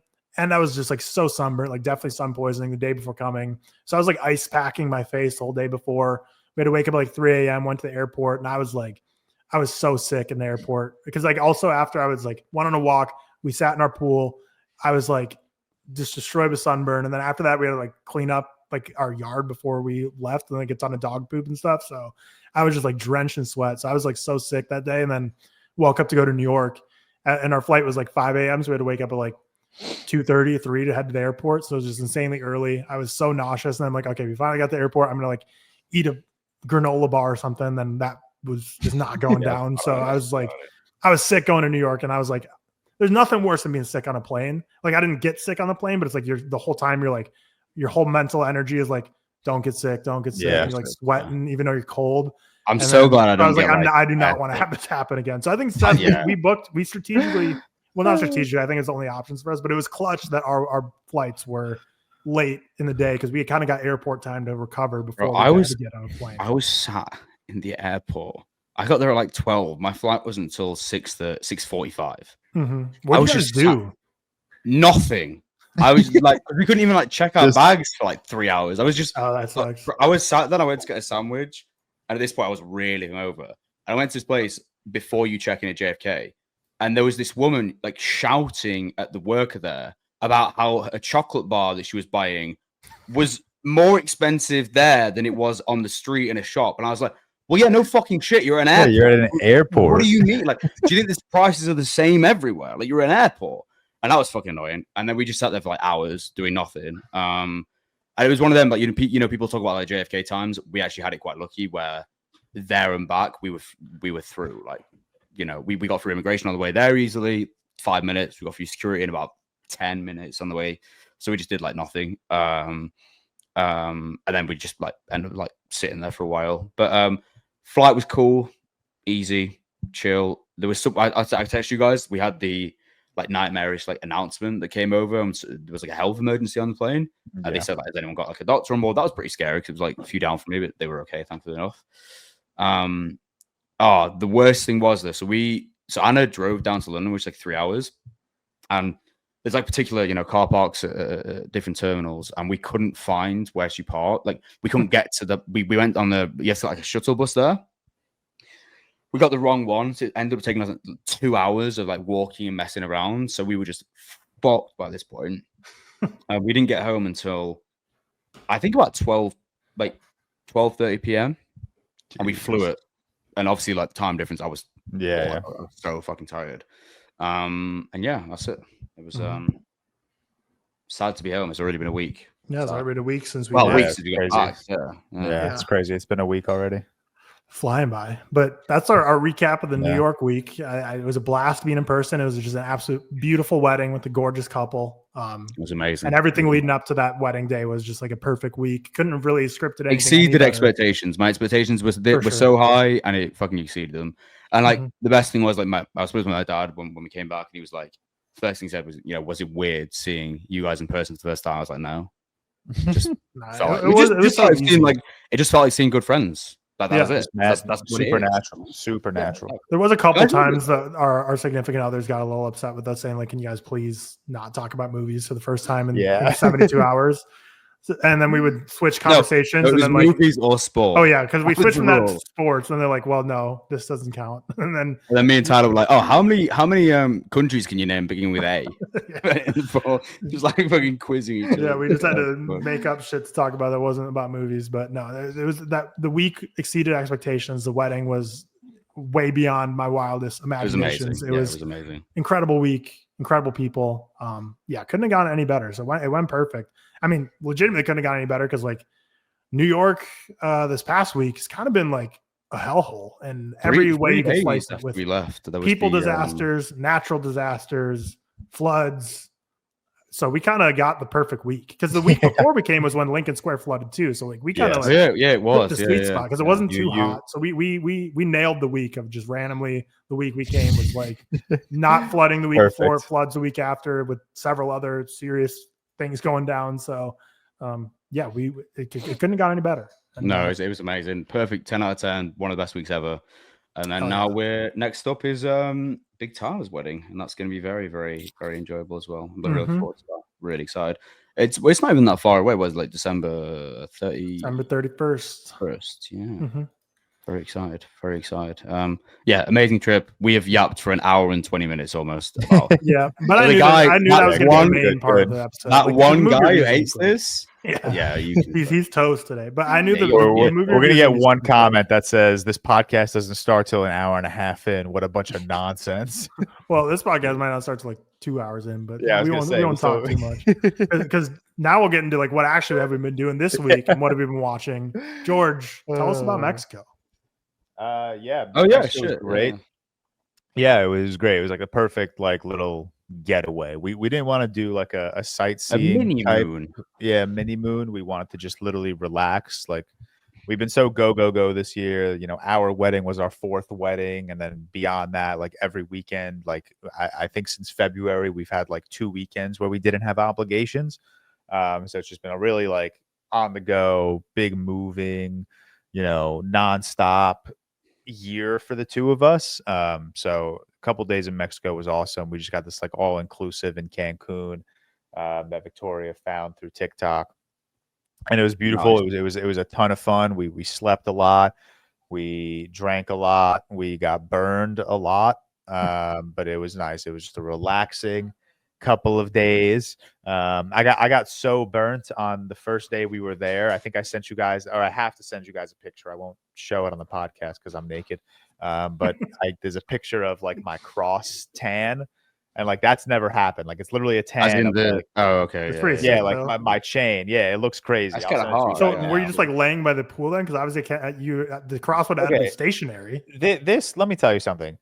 I am so anti big sunscreen, whatever. It's bullshit. I drowned myself in but Were you going in and out though all the time? In and out No. And okay. even if I went in the pool, the second I left the pool, I put sunscreen on. Okay.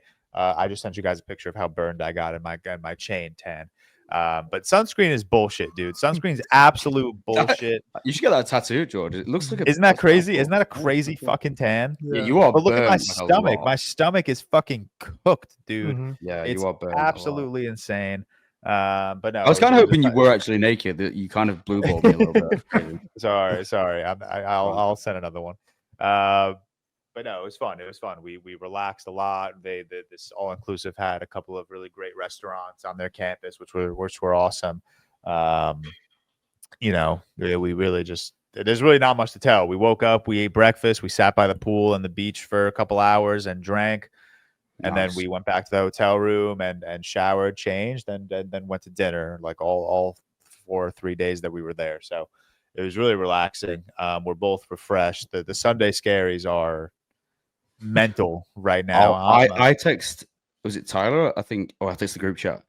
I felt so depressed when I got back from New York for like a few days.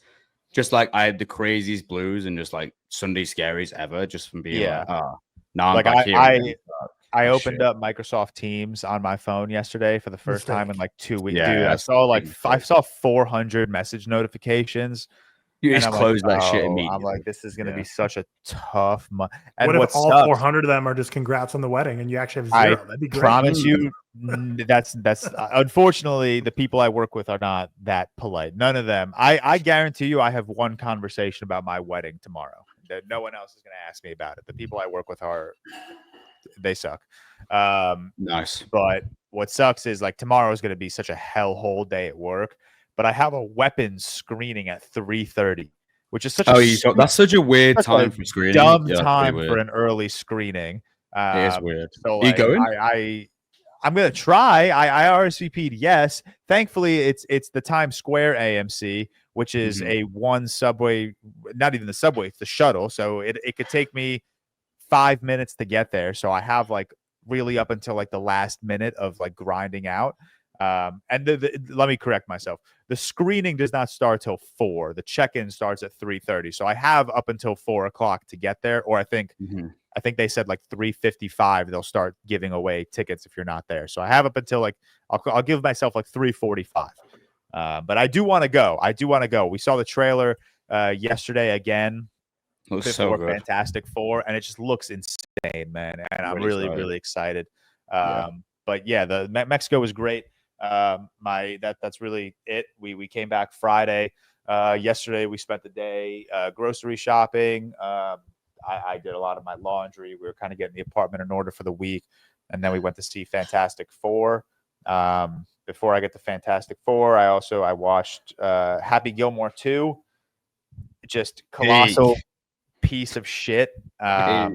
It's not the 1 out of 100 Cam made it to be. I think he has to be a little more restrictive. I do think it's worse than Jack and Jill. No, I do think it's a half-star movie. I replied to a comment on my Letterboxd, and I said defending this movie is encouraging the death of cinema.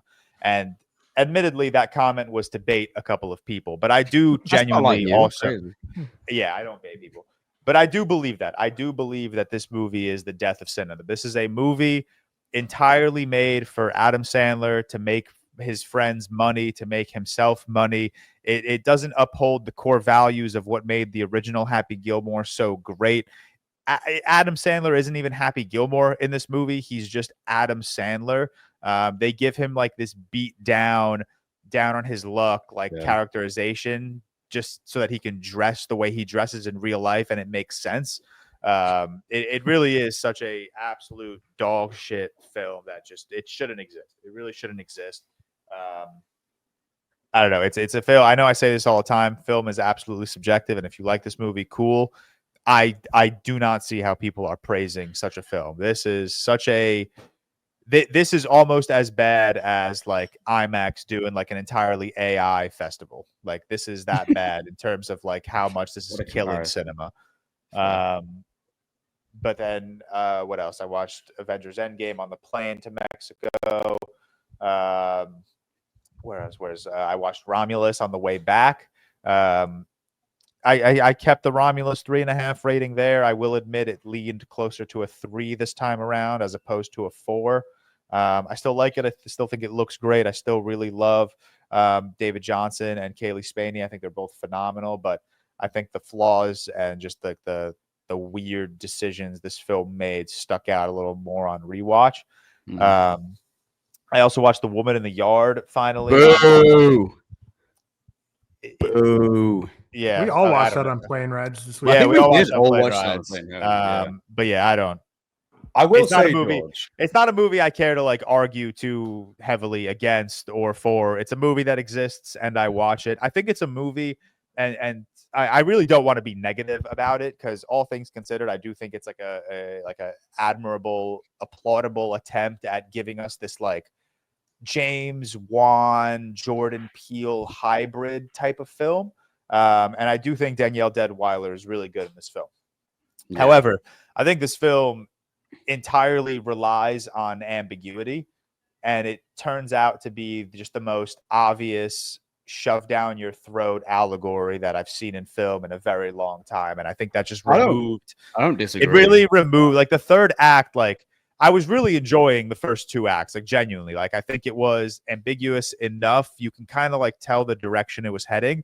And I think there were certain scary moments that really worked. I love the relationship between Danielle Deadwyler and like her kids in this movie. I love the back and forth between her and the woman in the yard. But then the third act unfolds and it's like you're being spoon-fed everything this film wants to tell you. And I think it was just like, I was like, thank you, movie, for telling me exactly what I need to know. Like, thank you for not letting me like give you something on my own. Thank you for not challenging me at all. It was just like, it was a third act that really just kind of like ruined my entire experience with this movie just because of how much it's shoved down our throats.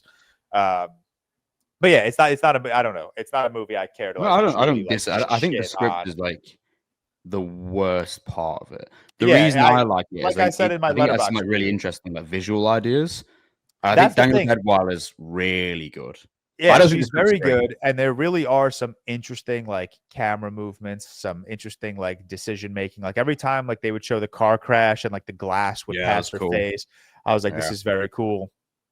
But yeah, I think this was written by like a 7-year-old. I really do. I don't think this is anything like incredible. Like did you see the picture by the way in the group chat? I'm sure you didn't see it. He like edited your review into like a 10 dates review instead, and it made me chuckle. Like as if you put like 10 dates. I did not see that, but that is fake news. I would never do that to 10 dates.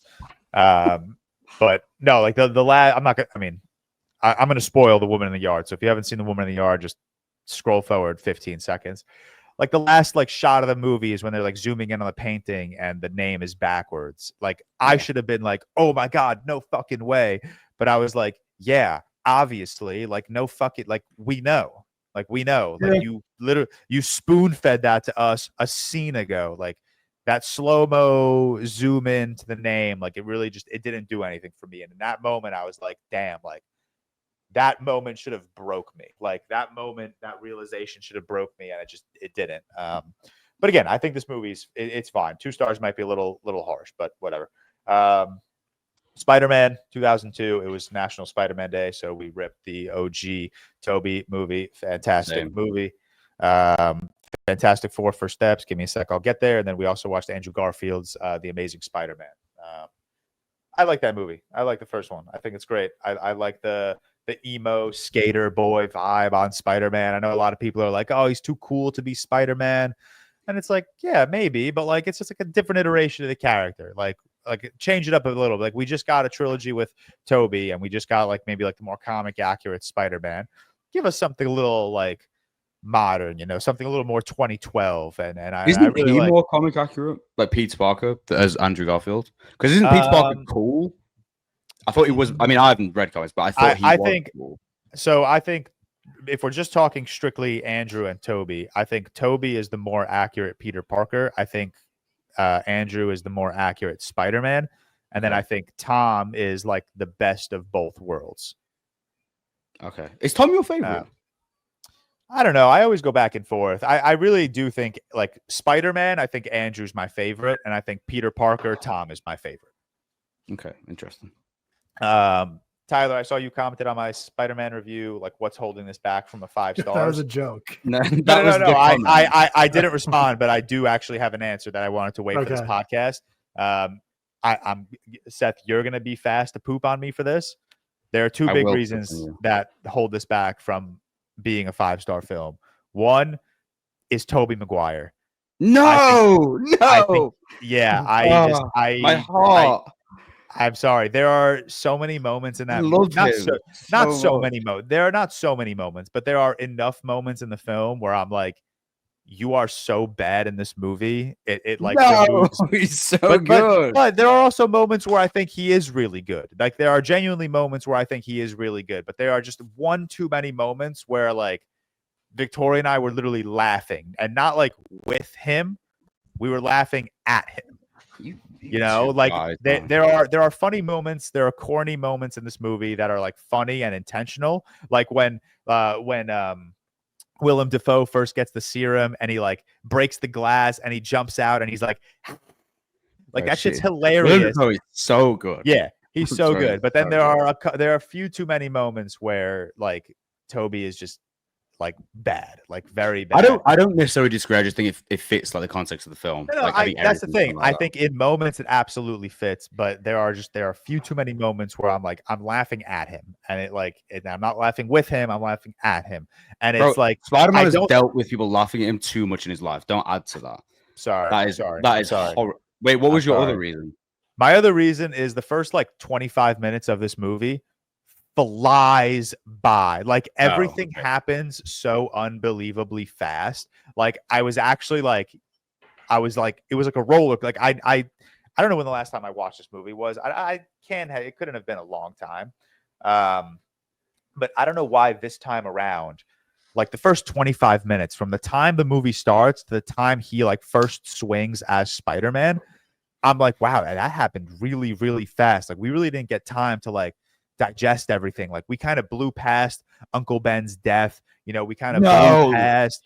Yeah, like that. Everything just happened so fast in that first like 25 minutes. So but no, besides those are such like inconsequential like critiques. Like the movie is still fucking incredible. Like the movie is still so good. And then Fantastic Four First Steps. Are you guys cool if I just yap for like a quick like 5-10 minutes? It won't be that long. Yeah. I'm gonna drink coffee anyway. Yeah.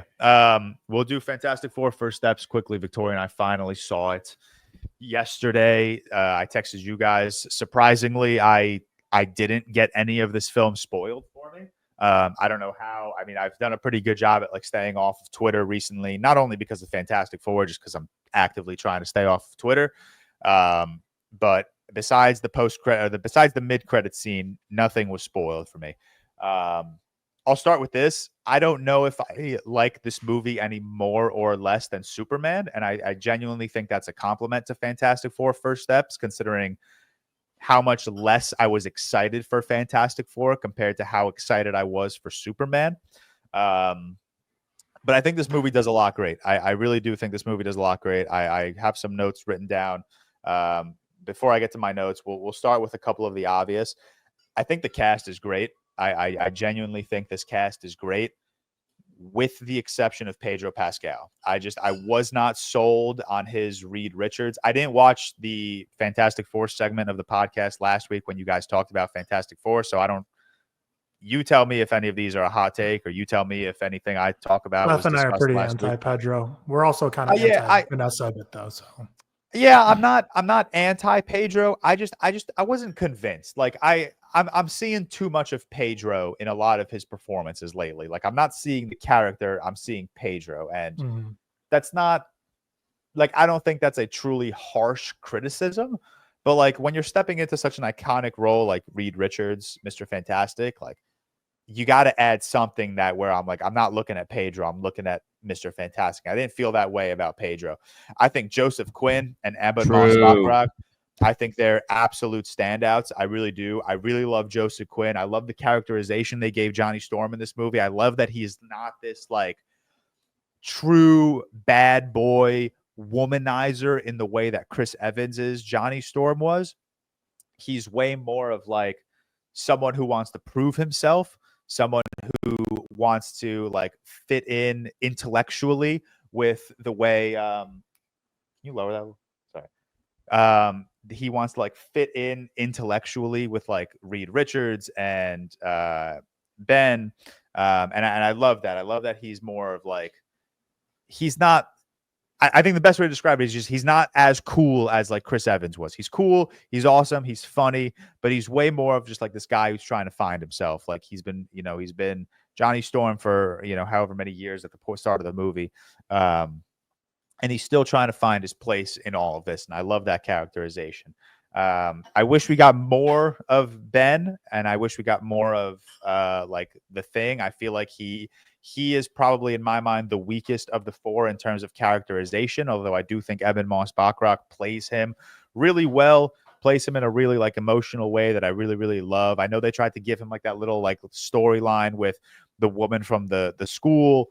It didn't really work for me because I don't think it was fleshed out nearly enough. Like I think it was just placed in there just to give him like that extra added layer of characterization. But I wasn't. Natasha Lyonne was so random in the movie. Yeah, she was very random. I didn't buy into it. And then Vanessa Kirby, I liked. I think you alluded to it earlier, Tyler, that you didn't love her, but I liked her. I will say this right away.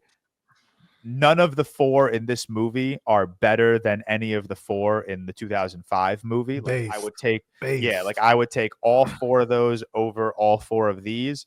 Joseph Quinn has an argument over Chris Evans, but at the end of the day, I still think I would take Chris Evans. But that's not saying that these four are bad. That's just saying that I don't think they have enough time.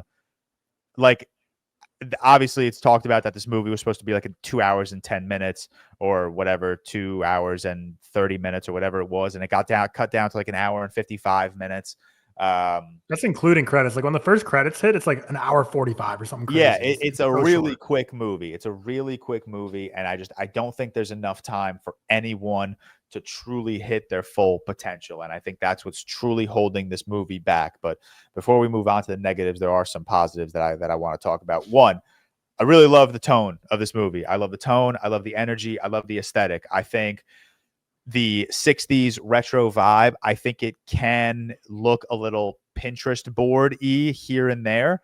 But I think for the most part, I think they nailed it. I think it looks awesome. I love the fact that this movie is so heavily reliant on family and the dynamic between the four of them plus the baby emotionally, as opposed to just being like superhero team. I really, really love the energy of this movie. I really do.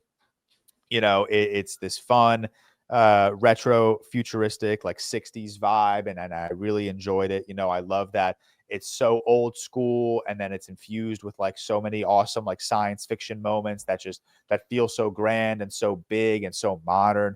It read, this is not an original thought. This is something I read on Letterboxd, but it felt like Meet the Jensens met Star Trek, and I think that's just like the perfect way to describe it. And the aesthetic is awesome. And I was most worried about the aesthetic going into this movie because I was like, it's really easy to fuck up like a retro 60s vibe, but I genuinely think that they kind of nailed the whole aesthetic of this film. I love, like I said, the family. I love the chemistry between all four of them. Even though I don't love these four iterations of the character as much as I love the 2005 one, I do think the chemistry between the four of them really, really work. There are so many beautiful moments between Pedro and Vanessa and Joseph and Evan, and I think all of that really, really works. It's believable, it's affectionate. You really do feel like they've been this Fantastic Four family for quite some time. And considering that, the last four Marvel movies have been the Marvels, Deadpool and Wolverine, Brave New World, and Thunderbolts, this really does feel like the first Marvel movie since Guardians 3 where our characters aren't just one-dimensional puppets. They actually feel like someone took the time to like take care of these characters. Obviously, with the cut downs of this film that takes a little bit of a hit. There were certain moments where I was like, I feel like we didn't earn this, or I feel like this should be hitting me more emotionally, but we're just not there yet. But I think for the most part, the whole family dynamic really works in this movie. It really is fantastic. I think one of the biggest compliments I can give this movie is that it really does feel like, for me, the first MCU movie since the multiverse saga. So anything Far From Home and before, where I'm like genuinely excited for the future of the MCU. There have obviously been great and incredible MCU movies post Endgame. Guardians 3, I think, is the best. I really love Eternals, Shang-Chi. These are all fantastic films, but all of those worked better as like standalone projects. And like to an extent, Fantastic Four does work as a standalone project. It's in its own universe. We don't have Galactus in our universe, blah, blah, blah. But it really does have me excited for the future of the MCU. Like, this is the first time I've been like excited to like see certain characters interact with other characters. And, with coming off of that Thunderbolts post-credit scene, I'm very excited to see how like a retro 60s Fantastic Four is going to integrate itself in our universe or vice versa. So I think that's the biggest compliment I can give this movie, just the fact that, after Brave New World, I was checked out of the MCU. After Deadpool and Wolverine, I was checked out of the MCU. After Thunderbolts, I wasn't checked out of the MCU, but I don't love Thunderbolts as much as the next person. But Fantastic Four First Steps is genuinely like the first project since the multiverse saga where I'm like, wow, I'm excited to see how these characters and these worlds are going to unfold, and especially going into Doomsday, plus the mid-credit scene of Fantastic Four. It's like slowly reigniting my love of this franchise. It's not quite there, but it's getting there. The third act, though, is what's like really holding this movie back. And before we get to the third act, let me talk about the first two acts actually quickly. First act I really liked. I was nervous coming into this movie knowing that it wasn't a true origin story. So I was like, how are we going to get to this point in time where they've been the Fantastic Four for a couple years now? And I loved it. I loved like the newsreels. I love the little montage we get of all of them. I love like the sound bites of them in space approaching the cosmic storm. I really like how we got to that moment of them being the Fantastic Four. And then the second act is just phenomenal. Like, truly, like, I can't believe I'm blown away by a sequence in an MCU movie as much as I was with that second act. The entire time they're in space, chasing the surfer, going to Galactus, talking to Galactus, leaving Galactus, trying to escape the surfer, either through fucking black holes and wormholes. And I think it looks great. It looked awesome in IMAX. Julia Garner is really awesome in this movie. I think she's fantastic. I think she's a little underutilized as well, but I think she's great for what she needs to be. And that second act really, like, genuinely, like, that's where a majority of my stars are coming from right now. Like, I really do think that second act is just some of the strongest MCU storytelling we've seen in a long time, since Guardians 3 back in, 2-3 years ago, whenever that movie came out. But then you get to the third act, and my biggest problem with this movie is Galactus. I don't give a fuck about Galactus. I never felt like he was this world-ending threat. I never felt like he deserved to be in the position he was in. I never felt like he had any true characterization other than big bad guy stomping city. I just never felt anything. Even that little small, characterization they gave him with like, oh, if I have this kid, I could finally rest from devouring planets. I'm like, bro, I don't fucking care. I don't care about you. This movie did not do a good enough job at making me care about Galactus. He's supposed to be like a Thanos level threat. And we said the same. Me and Tyler. Yeah, I did not care. And I was really disappointed with how Galactus turned out in this movie, like, truly. But beyond that, the whole third act, man, trying to push him into this teleportation device, hiding the baby, this little switcheroo they did with the baby. It lost me, man. It really derailed the movie. You spend a whole 15 minutes in this movie setting up these teleportation devices all around the world. It's like a whole 15-minute world coming together, awesome moment. all for it to be destroyed in 15 seconds with the surfer just speeding through them and exploding them. And then like very quickly you have like this rehash plan where they're going to use the baby as bait and they're going to evacuate the city. I think it's the Raiders boys talked about it, about the irreparable damage that Man of Steel has done to comic book movies. And like, I know I'll defend Man of Steel all the time, and I know it's probably getting annoying, and it's easy for people to comment and saying Snyder meat rider, but you have a world-ending threat like Galactus coming to New York City. There's going to be collateral damage. Stop being pussies. Kill some civilians. Like that's the reality of the situation. You want me to believe that they evacuated all of New York City in like 10 hours underground? I don't buy it. I don't like how just a quick 30-second evacuation scene is such an easy cop-out nowadays, when you have like world-ending threats literally walking through your city. Like, I think it's just too easy of a cop-out, and that shit really pisses me off. Does Man of Steel overdo it? Absolutely. Sure. But if you're going to have a world-ending threat like Galactus walking through your city, people are going to die. And I think movies just need to be man enough to show that.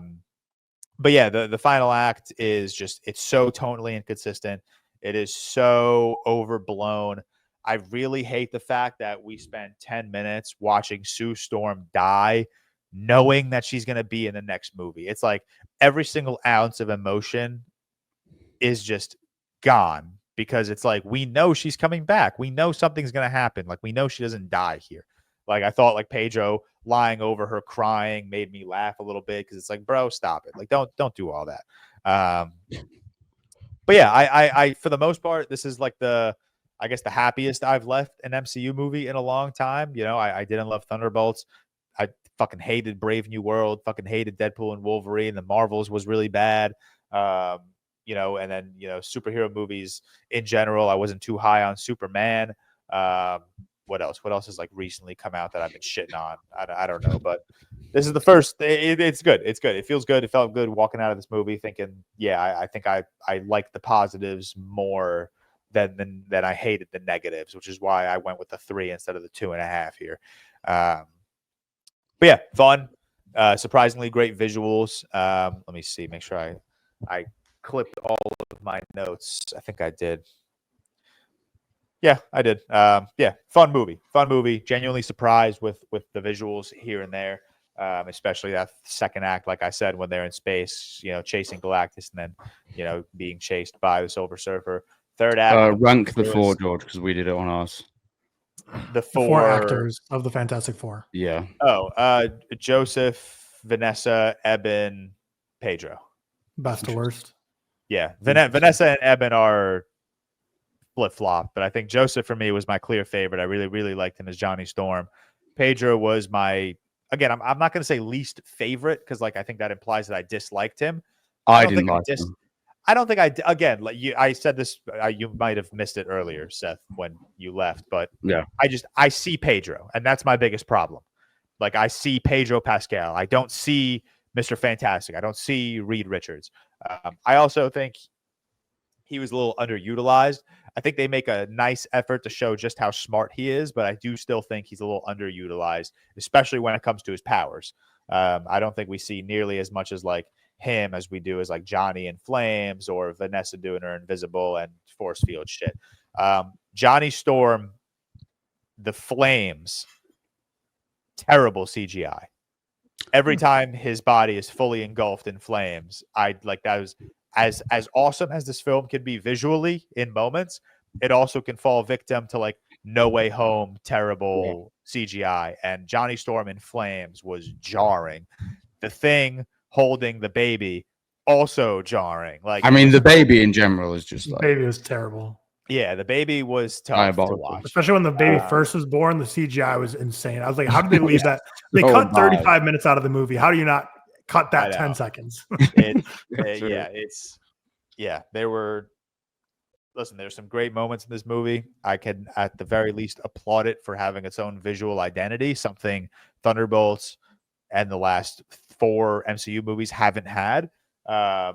But yeah, there are definitely moments. I think it could fall into like the post-end game rush to move forward narrative. It doesn't look great in moments, but again, what do you think of the post credits? We only stayed for the mid credits, which was the Doom. Yeah, I didn't we did stay too, for the, right? yeah. No, we stayed for the full thing because the post credits is like a cartoon. Yeah, it was nothing. Yeah, it was. Yeah, I didn't. I'm sure there's Easter eggs. I mean, I think I'll be honest. I asked Alex to show me. I knew he had a screenshot on his phone. So before you guys went into the theater, I looked at Alex and I was like, "Can you just tell me what the post-credit scene is? I don't really give a fuck." And he's like, "Do you actually not care?" I was like, "I couldn't care less." And he just showed me a picture of Doom. So like, I knew it was coming. I'm a little let down that we didn't like see his face or hear his voice or something. I would have liked. Remember the Russo brothers directed that scene.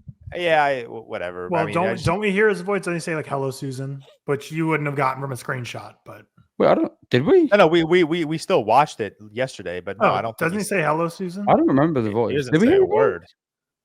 I remember him just holding the. Oh wait, no, I think I just spent too much time with Alex, where like he was in the Airbnb so many times saying he should have said "Hello, Susan." Yeah. So I think he doesn't say a word. I didn't know. 3 out of 5 for me, which nowadays is a great score for an MCU movie. I just ranked my Marvel movies. It's a new ranking, so if you guys wouldn't mind, I'm going to rank all 37 feature films. Okay. You should post a video about that. I'm sure the comments will be really, really kind to you. Sure, Mateo, clip this up. Okay, go. What do you think? I'm just gonna lie about that? Oh no, I thought you were gonna do a video on like yourself. But if you want to do that, I'm gonna do it right now. I'm gonna rank all 37 movies. No, don't put me in the 4. No, Joe. This is all you. Make it easy for Mateo. All right. Ranking all 37 Marvel Cinematic Universe feature films. At 37, Ant-Man and the Wasp: Quantumania. 36, Captain America: Brave New World. 35, Thor: Love and Thunder.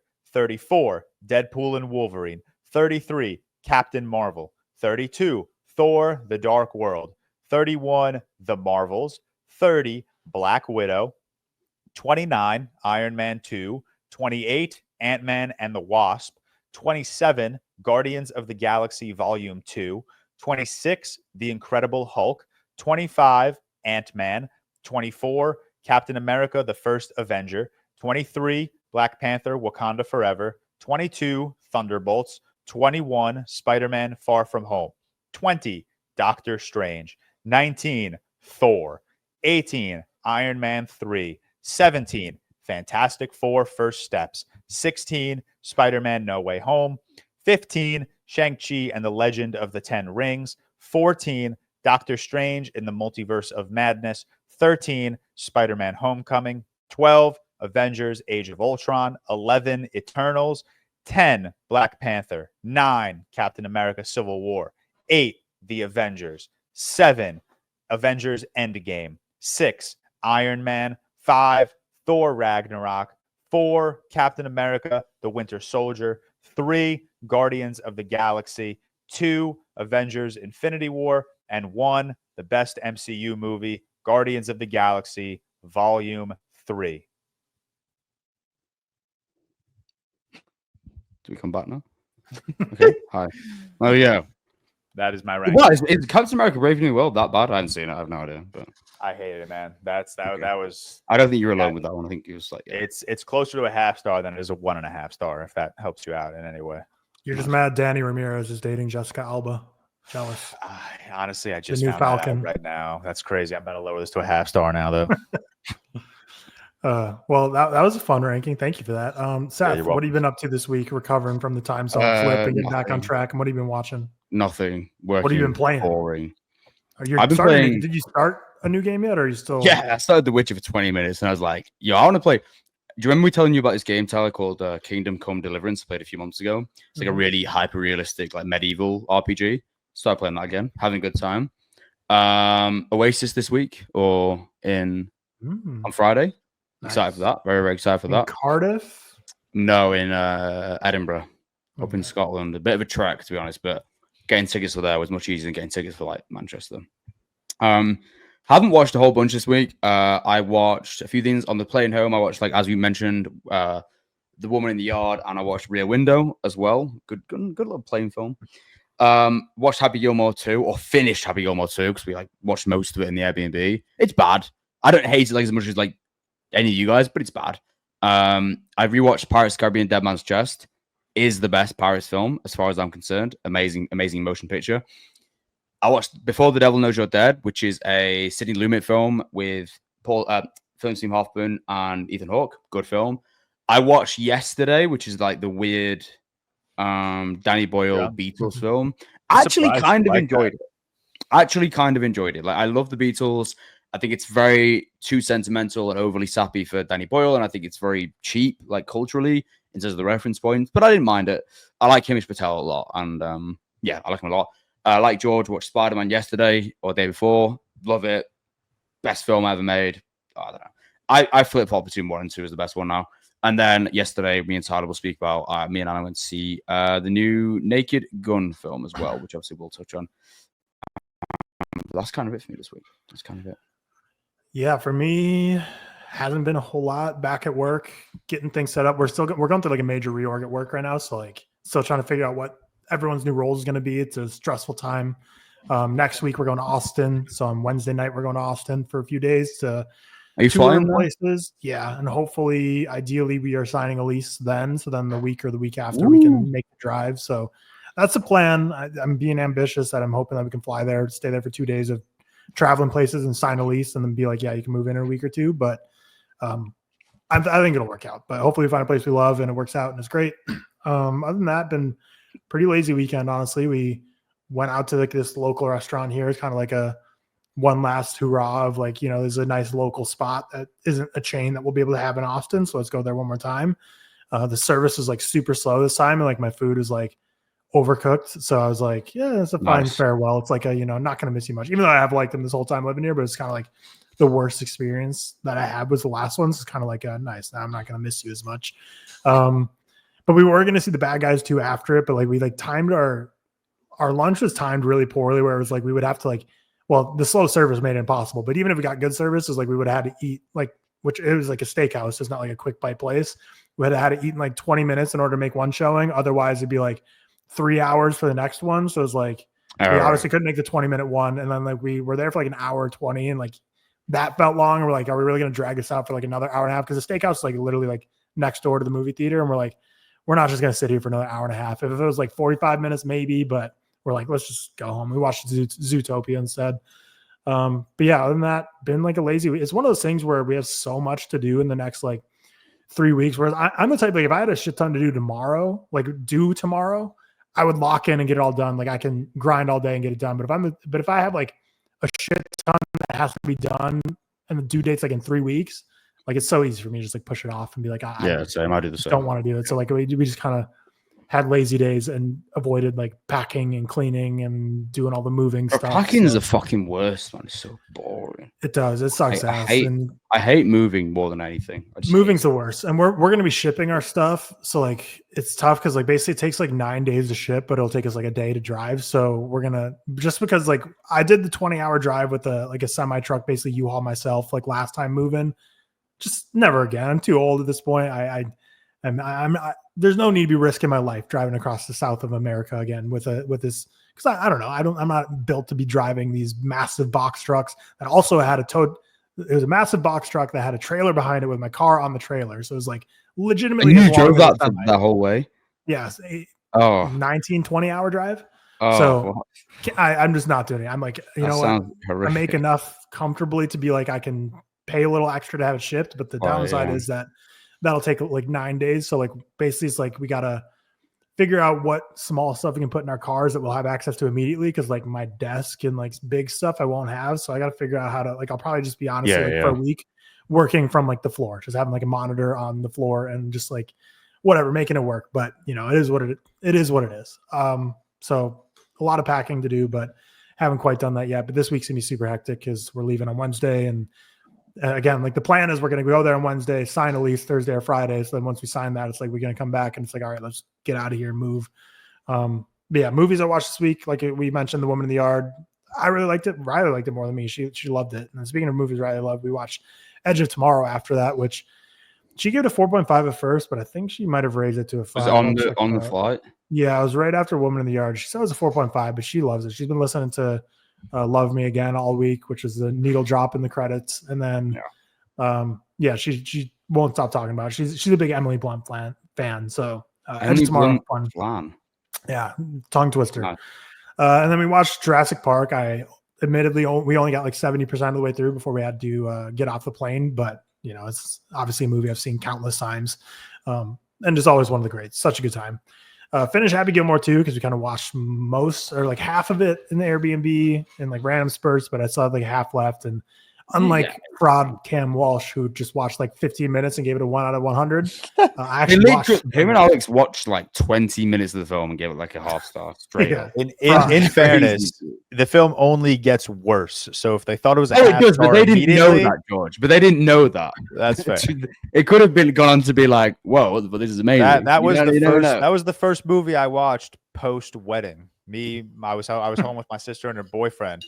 And they're like, what do we throw on? And I think my sister's boyfriend was like, oh, what about Happy Gilmore 2? Oh, he's a golfer as well, isn't he? He's a golfer, yes. I was like, all right, I guess I could sit down and watch Happy Gilmore 2. And I did. Yeah, it's not fun. It's not fun. And it wasn't good. Yeah, I mean, well, Cam has the most half-star ratings out of all of us by like a mile. So maybe it's just like he's seen enough to know enough. He's like, been down this road before. He's like, I know where this is headed. I know where this is headed. Half-star connoisseur Cam Walsh. It's like instead of like guessing a movie from the first 10 seconds, like Cam's like, I can clip a half-star movie within the first 5 minutes. He's like, I just know it's gonna be. Does Cam have the most half stars and the most 5 stars? I know his distribution looks like a skateboard half pipe. A bit, yeah, a ton of 5s and a ton of half stars, but he definitely has the most. He might have more half stars than all of us combined, honestly, because he has 107 half stars. I have like 30. How many do you guys have? I have 41. He has 107. I have 38. So that's 79 combined between you two, and then I have 44. So us combined have barely a little over. Barely over. Yeah. How many 5 stars do you guys have? I have 82. Comes up 111 5s. I have 107. I'm at 45, but both of my numbers are asterisks because I talked about this. I've been talking about this for like 2 months, man. That I want to go through and change everything because, like, especially half stars, my list is gonna shrink a lot. Of half stars for sure. Yeah, because at least half of my half stars are like realistically 1, maybe even 1.5 or 2s that I was just like pissed off about and gave a half star. It's like a rage reaction. But Jurassic Shark, the great equalizer, is like a good come to Jesus moment. What else did I watch? I watched Fantastic. That movie made us reconsider our entire. I'm surprised it made an appearance in your TikTok. I got so many. It did. Yeah, because I was really looking through my half stars yesterday for like worst film ever. And like I was gonna throw The Shrouds on there just as like a quick like fuck you, but like I think my like anger towards that movie has settled, and I think like that half star is a little disingenuous, so I do want to revisit it. So I was like, what's the next like funniest movie that I could throw what did you choose? Up there? I don't remember. Jurassic Shark.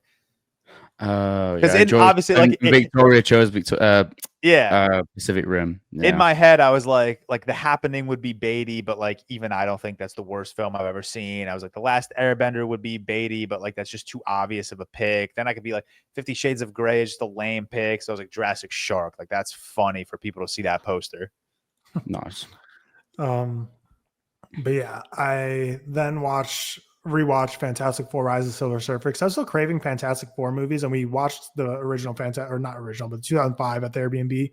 And I like this one more on rewatch than I initially had. I gave it 2.5, which is the same as I gave the original. And this one honestly is maybe more disappointed watching this one in the 2025 one because like there's so much in here that's so fun that just the new one just plays too safe. Like especially the stretchy powers of Reed. I like so much more. They use it all the time in these 2005, 2007 ones. That's and like the new one, they barely use it. He's so underutilized in First Steps.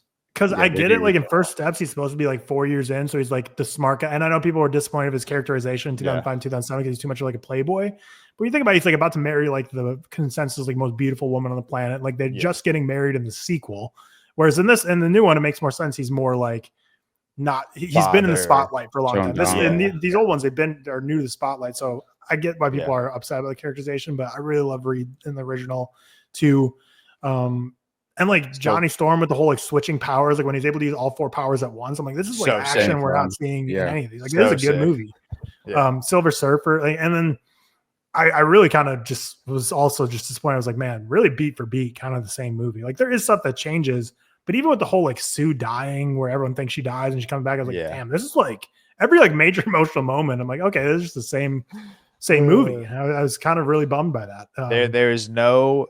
This is my hot take. There is no moment in First Steps that is as cool as when the Silver Surfer is standing upright and then he goes below his board and is now standing like underneath it. Like that shit is so fucking sick.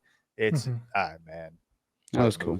I know, like I think we all came full circle at because everyone, when Julie Gardner was first shown, they're like, oh, her CGI doesn't look as good, which I think the CGI of the Silver Surfer looks really good in the new one. But yeah, the like liquidy material in these old, it's just so cool, man. Like when Dr. Doom steps on the surfboard and like the liquid just rolls up is like, which they do with Julie Gardner. 2000s films, they work really well. Yeah, I enjoyed this so much more. Even in the Silver Surfer, when he's like withering away, losing his powers, how he becomes like black and grayish a little bit. Like it looks like he's like not rotting. What's the word? Deteriorating, kind of. No. What am I? Disintegrating. I don't know, bro. Pull up a fucking glossary. I don't know. You know what I mean, though.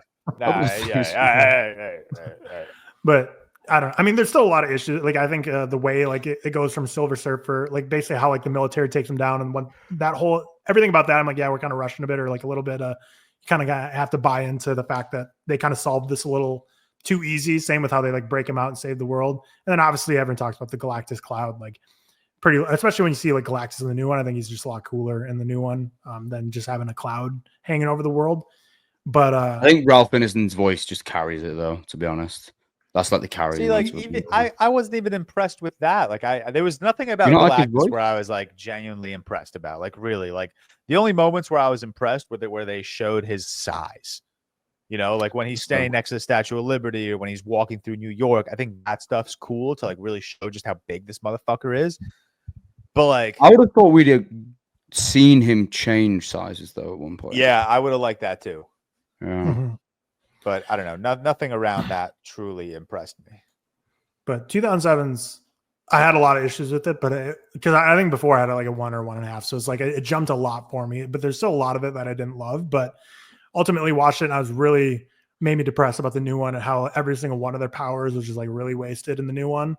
And I just think the new one just played it so safe. Like this one is so like I think again when Chris Evans gets all 4 powers and is using that to like wrap him up, be invisible, use the thing. I think that's just like peak comic book action movie making, like action sequences. And do you reckon they're just saving it all for the Avengers film? I think ultimately the main thing I think is just Fantastic Four First Steps. They were so obsessed with playing it safe because they were terrified at just how rough Marvel's been lately. And it doesn't seem like it's paying off because the box office is like crazy bad for this. Well, a lot of people said that like online, you know, the thing is with Fantastic Four, I don't think it's that talkable as an MCU film, in my opinion, because it's just fine. And I think there's not a lot of moments that really get me entranced in conversation about it, even with because it's a fine standalone film. Like had it been a fine movie that was so connected to this universe, which I think is a good thing. Yeah, there would have been much cooler things to talk about. But like this is just a fun movie that works on its own. So it's like which is a rarity, not but it's as also exciting to talk about. Yeah, it's just it's not. Yeah. But I mean, listen, a fine movie in the MCU right now is the best we could ask for.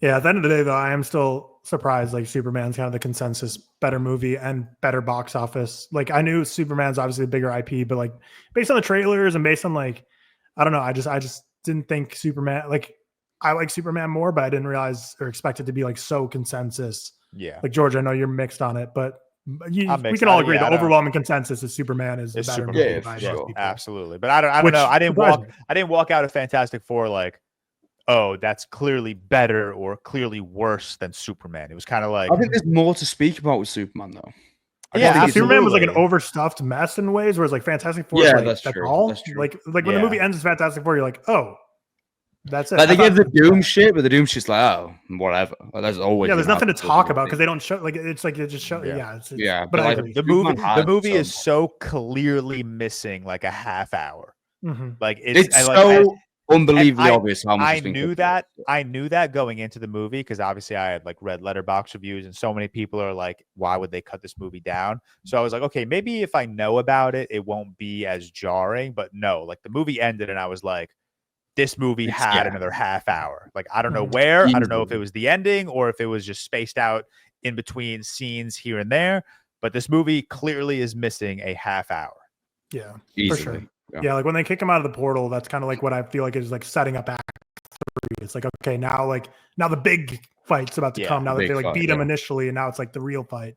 But yeah, no, I think Silver Surfer is what I watched. Then Zootopia is what I said I watched instead of Bad Guys 2, which I don't even know. I might have like just been falling asleep for the first time I watched Zootopia because I don't remember a single thing about this movie. It has been like 3 years. Really, but I like it. I think it's good. I was gonna say, a good like original movie, which it was at the time, but obviously a sequel's coming out, which I still think the sequel trailer is a banger. When I saw that in the Lincoln Square IMAX with like the starts with the hamsters dancing on the keyboard, and then it's just like pumping club music for like 2 minutes with the Dolby speaker or the IMAX speakers. No, that was a funny trailer. It's a hype trailer, but I like the original Zootopia. It's a fun movie. Rewatched The Apartment, elevated to 5, just peak, man. Perfect movie. Billy Wilder, GOAT. Then I watched the original Naked Gun, which I didn't love, but we'll talk more about it on our Patreon. So I won't get into my thoughts on that because that's our Patreon review of the week.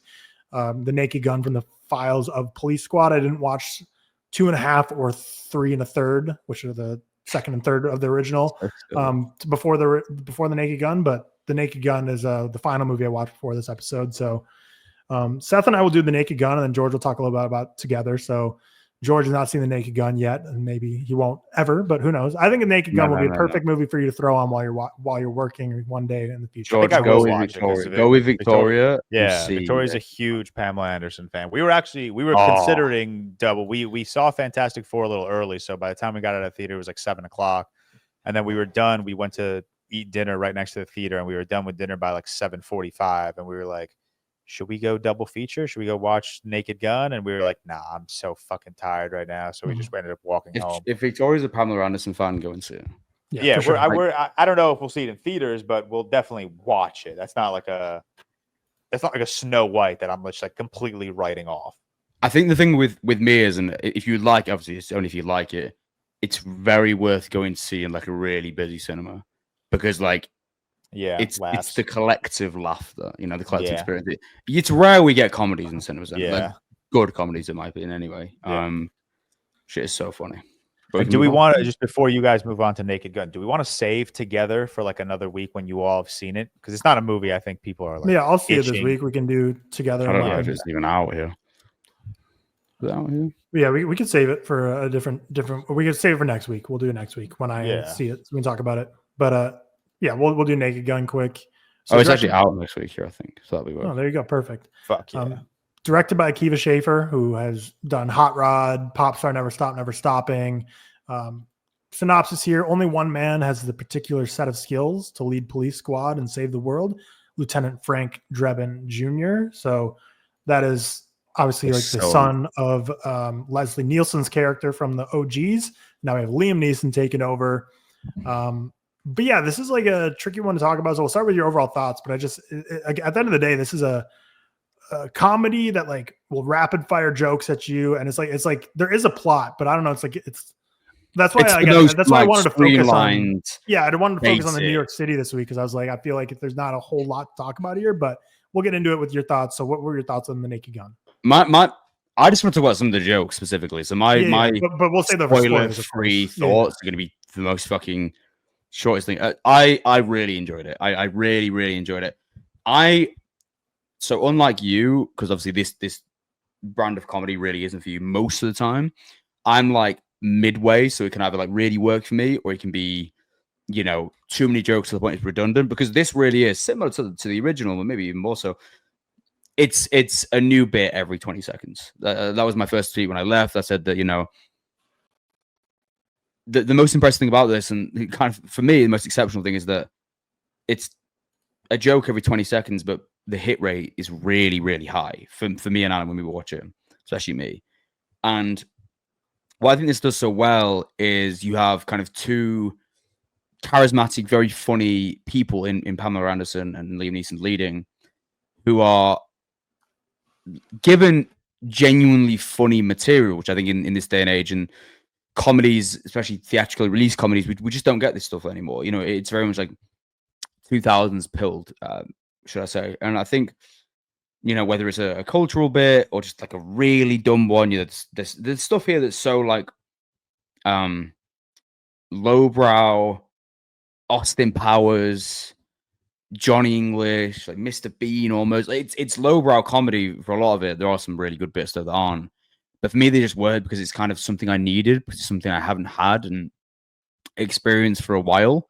I think Liam Neeson, like, hopefully, you know, he has done like small comedic roles before, but hopefully Liam Neeson, like, leading a comedies, like, this is a renaissance, so to speak, or is like his like the eruption of him being a, you know, a leading comedic man, because I really enjoyed him in this. Like Paul Walsh Hauser, I think, is really, really funny as well in his small role. And there's so many, like, I won't go into it. There's so many weird cameos. I was like, where the fuck did he? I'm surprised none of them got spoiled for me. And I'm saying me especially. You know why I'm saying me, but I'm saying me especially. So weird. But I really, really enjoyed it. It was kind of something I needed. You know, cool, like 85-minute film. Again, plot very streamlined, very basic, very Johnny English is what I want to come back to. It's very similar to the American version, but it's Naked Gun. But a lot of it just really worked for me. Like, I was, you know, ranging from a nostril sniff, you know, a little push out of air, to like me audibly laughing and at one point actually crying with laughter, which I haven't experienced crying with laughter in a cinema since like Dungeons and Dragons: Honor Among Thieves was the last time I got me like actually audibly laughing in a cinema, I think. So this really worked for me. I give it 3.5. Tyler, you give your thoughts, because I actually want to just speak about like the actual jokes. You know, yeah, because there's nothing really else to talk about here, which I think is a credit to like what it's trying to do. Like, I'm not saying that in a negative way, even though I didn't love the movie. But yeah, this is, like Seth mentioned, the runtime is 85 minutes, but again, similar to George Time with the Fantastic Four runtime. Like, when I looked at my watch when the movie was like hitting the credits, like it was like legit, not even exactly like an hour 15 total before like it actually like the credits start, which there's some gags in the credits. So I guess literally. But this movie's fast. Like, even when you include all the credits, it's 85 minutes. Is incredibly short, quick, which is great. Especially for the type of movie it is, because otherwise this is the type of movie that probably could very much overstay its runtime, which partially the original one did for me. But again, we'll talk about that more on Friday, so I don't want to compare them too much, because that's going to be the Patreon review of really breaking down the original. But yeah, so Liam Neeson, I think, is a riot in this. Pamela Anderson's, I think, is she's good. Like, I don't know. I was really impressed with her in The Last Showgirl last year, like really showing acting skills. I think Liam Neeson gets, like, Pamela Anderson has some great jokes in this, and we'll get to those, but Liam Neeson really is the one who's carrying this movie. Paul Walter Hauser is great as well. I wanted to make, like, because everyone's always talking about like Pedro Pascal's everywhere, and Paul Walter Hauser's he's in this. He's in Fantastic Four, just like Pedro Pascal. There's a new Western with Sydney Sweeney called Americana that's about to come out. It's just like Paul Walter Hauser's in like just as many movies in theaters at the same time as Pedro Pascal, but I think people are just want to be anti Pedro Pascal, but just saying he's in everything when you could find examples of anyone who's like in multiple at the same time. Like Paul Walter Hauser's pretty normal for an actor to be in like 2 or 3 films a year. Yeah, if you're like a working actor who's like not like auteur is not the right word for an actor, but you know, the type that are super selective, like, you know, they're going to be in quite a bit of movies. But sure, yeah, I thought this was pretty funny. It's like again, this is like a machine gun joke style of where like jokes are just going to be fired in your face in terms of what they're saying, as well as visual gags. Like, there's so much attacking everything is a joke comedically this whole time.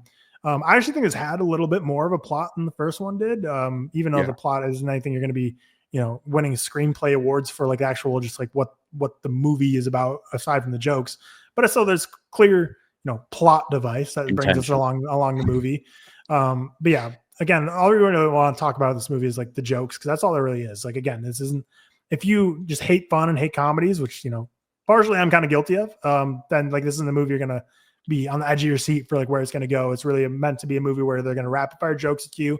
Some of them are gonna hit, some of them aren't. And you know, based on reaction I'm seeing, I think most people it's hitting at a pretty good rate, maybe 60-70%. Some people are, you know, at the 90-100. Yeah, it's done very well, 3.6. I think this is a movie that is going to get really great word of mouth this opening weekend, and then I think it's going to probably have some legs for a while. So, which I love to see. My cinema was comedies like, was really busy. I don't know about yours. Mine was too. I think with definitely a slightly older crowd. I think Liam Neeson. Well, plus just the love for the original, but also beyond the love for I was the the original, youngest Liam person. Neeson. Yeah, no, the youngest person with that. Yeah. Yep. No, definitely that brought out, and I just kind of live in an older town anyways, but so they're usually a little older crowd, but this one is brought out definitely like The dads and above. For sure. But yeah, I didn't love it though. 2.5 is what I give it, which just for me, it's like, but I knew it going into this. I was texting Sophie a bit. I was like, if I didn't like Airplane, am I going to hate this? She's like, yeah, you're going to despise this, which kind of ended up being true. But I kind of was thinking like the ceiling I would possibly rate this would be like a 2.5 just because this is so not at all what type of movie I like is. But I gave it 2.5. Like, I think it's like the best it is for like what I like, but it's just at the end of the day, this didn't hit for me as much as most people on the joke rate. And this is never a type of movie I would seek out, like the style of comedy. But comedy's super subjective. So it's not like anything I would ever tear down someone and be like, oh, this is like stupid humor. Like, why would you think it's funny? It's like comedy. It is stupid humor. Like like it is. Like, and there's stupid comedies that I love, and there's smart comedies I probably don't like. And it's just comedy is just so subjective. So it's impossible to like have something that's going to please everyone. So 2.5 for me, 3.5 for Seth. We'll get into spoilers now, which is really just going to be talking about some of our favorite jokes. So obviously, I don't think we even know. We don't need to go through the plot point to point. We can just no. Well, the plot is there's really something called a plot device, which I forgot. I already forgot what it stands for. It's like ELOT, which it stands for something, which you find out later. It's the first gag, and it really made me chuckle. It just sets the movie on. Basically, like which low-key, if you've seen Kingsman, the first one, it's kind of like that, where like Samuel L. Jackson has this like mind control thing that makes everyone violent with each other. Like that's pretty much what this is. This guy, what's that actor? Is it Danny Huston? Is that him? Oh, I can't remember. Yeah, Danny He's Huston. Like a big like tech guy in the modern age world. You know, the world's moving. That's the whole thing. Liam Neeson hates it. Blah blah blah blah. It's literally basically Samuel L. Jackson from Kingsman, where he has this device that he's able to turn people on. That's going to make them all just fight each other, and they can escape to a place with Weird Al as the entertainment, which is just fucking bizarre. I can't imagine like sitting through that much of him, to be honest. But you know, whatever floats your boat. I want to ask you. So when I went to see with that, did you see it with Riley or not? No, it was just me. Okay, so when we got back, well, after we left, my first thought was to ask, you know, Anna, like, what are your kind of most notable bits in terms of the bits that really got you? So I have a few, and there's some specific ones I want to talk about. But I first wanted to ask you if you would say like a few bits that actually worked for you in this. Which would they be? So, I mean, there's probably more than I'll name just because, again, this movie has 150 to 200 jokes. So we're not going to name all the great ones. So definitely comment down below your favorite jokes in The Naked Gun, because even if you loved the movie and thought it was hilarious, you're going to forget about, like, you need to see this multiple times to really peel back the onion of all the jokes that are going on. I'm actually looking forward to it just so I can get more of it. It's a joke, a sentence. That's not an exaggeration. And even when they're in the middle of jokes, there'll be a returning bit from earlier, like the coffee. You know what I mean? There'll be returning bits from it. It's crazy. I think I tweeted this out, but it was like the verbal joke that got me the most off guard was when he like first saw Pamela Anderson. He was like describing her looks, and he said like, "Oh, there's still the brown." Yeah, I'm looking. I wrote down the exact quote. He says, "I was a toilet begging for brown." Yeah, shit, and a bottom that would make any toilet beg for the brown. That got me so off guard. Like, oh my god, that's like what the fuck? Because he says it so like noir talking style, where he's like a voiceover of like something super serious, and he says it without any vocal inflection. Well, I love the one that really made me laugh. It's just so silly because I think typically when we watch, you know, classic noirs or cop shows or films, whatever it is, the inner monologues. Yeah. And when she's like walking away, it might be like at the same scene or a separate one, and he's like describing, he says something else about her. Paul Walter Hauser's like inner monologue gets involved, and then like every police officer next to them, they're all like inner monologuing at the same time. I was like, that's so fucking silly. Yeah, because they all do like the look up to their dad thing, which was spoiled in the trailers, but still so funny because that's like at the beginning of the movie. Visual gags wise, like I think like the windshield being replaced when he was trying to escape was probably the one that got me. That one. Even Anna said I think that was like her favorite, and she got a 3, so she's in the middle of those two. That one, I was like, that was an audible laugh because it's like it's just so fucking stupid, and he's in there with like bees and balloons. Perfectly windshield just comes and the windshield's so fun and just perfectly goes on because he's trying to escape a car where he's like locked in because there's like a smart car that doesn't let him get out, so he shoots out the front windshield, and then he's trying to climb out, but like balloons come in there, bees come in there, and then ultimately he just drives over these windshield guys who put it perfectly back on. And then when they take when they're kind of caught at the end and they're removing all the weapons from Pam Anderson, they just pull a shotgun out of the back of her head. I was like, it's fucking so ridiculous. I mean, a lot of them are like, it's, they're not breaking any boundaries there with the just like, I mean, the one that was in the trailer, but they extended was the one with the turkey where it's like the shadow one where it looks like they're like in sexual positions, but they're not. And she's like doing whatever.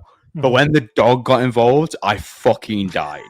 But so they, I mean, like, I think Austin Powers was the first film to do it. So these have been done before. Yeah. But like when the dog get involved, like his, what's the actor's name? You know what I mean? What's his name? I always forget his name. You know exactly what I mean. Was that one when it's Kevin Durand? Yes, Kevin Durand. Okay. Yeah. His reactions as he's watching, and they're like petting the dog, but it's in these positions. She's like carrying him over. I was fucking dying. Like I was genuinely, and it's so like I almost feel embarrassed how much I laughed. It's so fucking lowbrow childish shit. Yeah.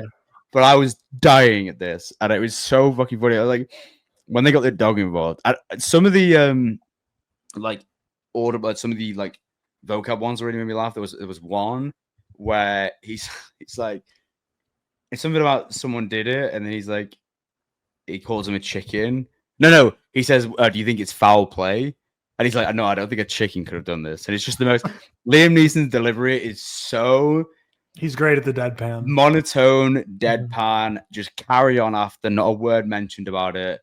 And it's so fucking sick. It's like when him and the guy, the big baddie, I guess, are speaking about, and they're just, like riffing about Black Eyed Peas. And it's so like deadpan and ridiculous. There was another moment as well where Paul Waterhouse says something like, you can't fight a building. It's like, yeah, because it's a building or something. That made me laugh. It's like, yeah, you can't take on like town hall or something. And yeah, it's like, yeah, like, because it's a building. It's so low, bro. It's so fucking. But like, they're the things. I think I went into this excited that I was going to get this because we don't. Do you know what I mean? We don't get it anymore. I think that's really elevated my experience. And I think just being in a place where everyone's laughing was great. The snowman scene, wild. It's like. There's a whole like section where they're doing this kind of play-by-play of them in love, and then suddenly they do like a seance, like a Ouija board or something. They bring this snowman to life, and then it turns into like Raimi's Evil Dead for a second. Like the spirit like takes over. Three-way relationship. The snowman's like pushed out a bit, so he starts feeling like vengeful and tries to kill them. And then she like slices his head off with the sword. It's like, what the fuck? It's like a mini film in one. It was like a classic horror. Oh, there was also, Tyler, I don't know if you clocked this. I saw the reference in the film. I knew it was something I liked, but I didn't realize what it was from. Did you see the Double Indemnity reference? Have you seen that film? I haven't seen it, no. Okay, so there's like a really famous film shot, and it's when Liam Neeson and Pamela Anderson are stood outside his apartment, and it pans to him, and he's like, there's like a reflective shot. There's like half a shadow covering his face outside the apartment. That's like one of the most famous shots in Double Indemnity. That's really, really cool. There's a bunch of like references, like pop culture references in this. I'm trying to. There's so many. I can't think of any joke. Like, there's so many. But I think Liam Neeson really the most lowbrow of them all is the hot dog sequence. That's my banner profile on the letterbox. Yeah. So. Yeah, that's same as mine. Yeah, it's so fucking silly, but it works. I love the camera angle of whenever they would show Liam Neeson from like his like rear view mirror because it just looks so like low budget, like almost like Trailer Park Boise, like just so funny. And it's just the way he's saying like, I had 5 more that day, and he's so deadpan about it, and it's so fucking ridiculous. Yeah, like you know what? The gag with the coffee, like you mentioned, a recurring gag that like plays throughout. So it's like they're so good at the callbacks. Also, like there's a recurring gag of like. Just him running over people in his car. They do that multiple times of him just driving and just like drinking completely nuking people out. And then the plot device, of course, is like this MacGuffin that's supposed to carry the plot through the end. Just like, oh yeah, there's this thing that's the reason we're here for this movie.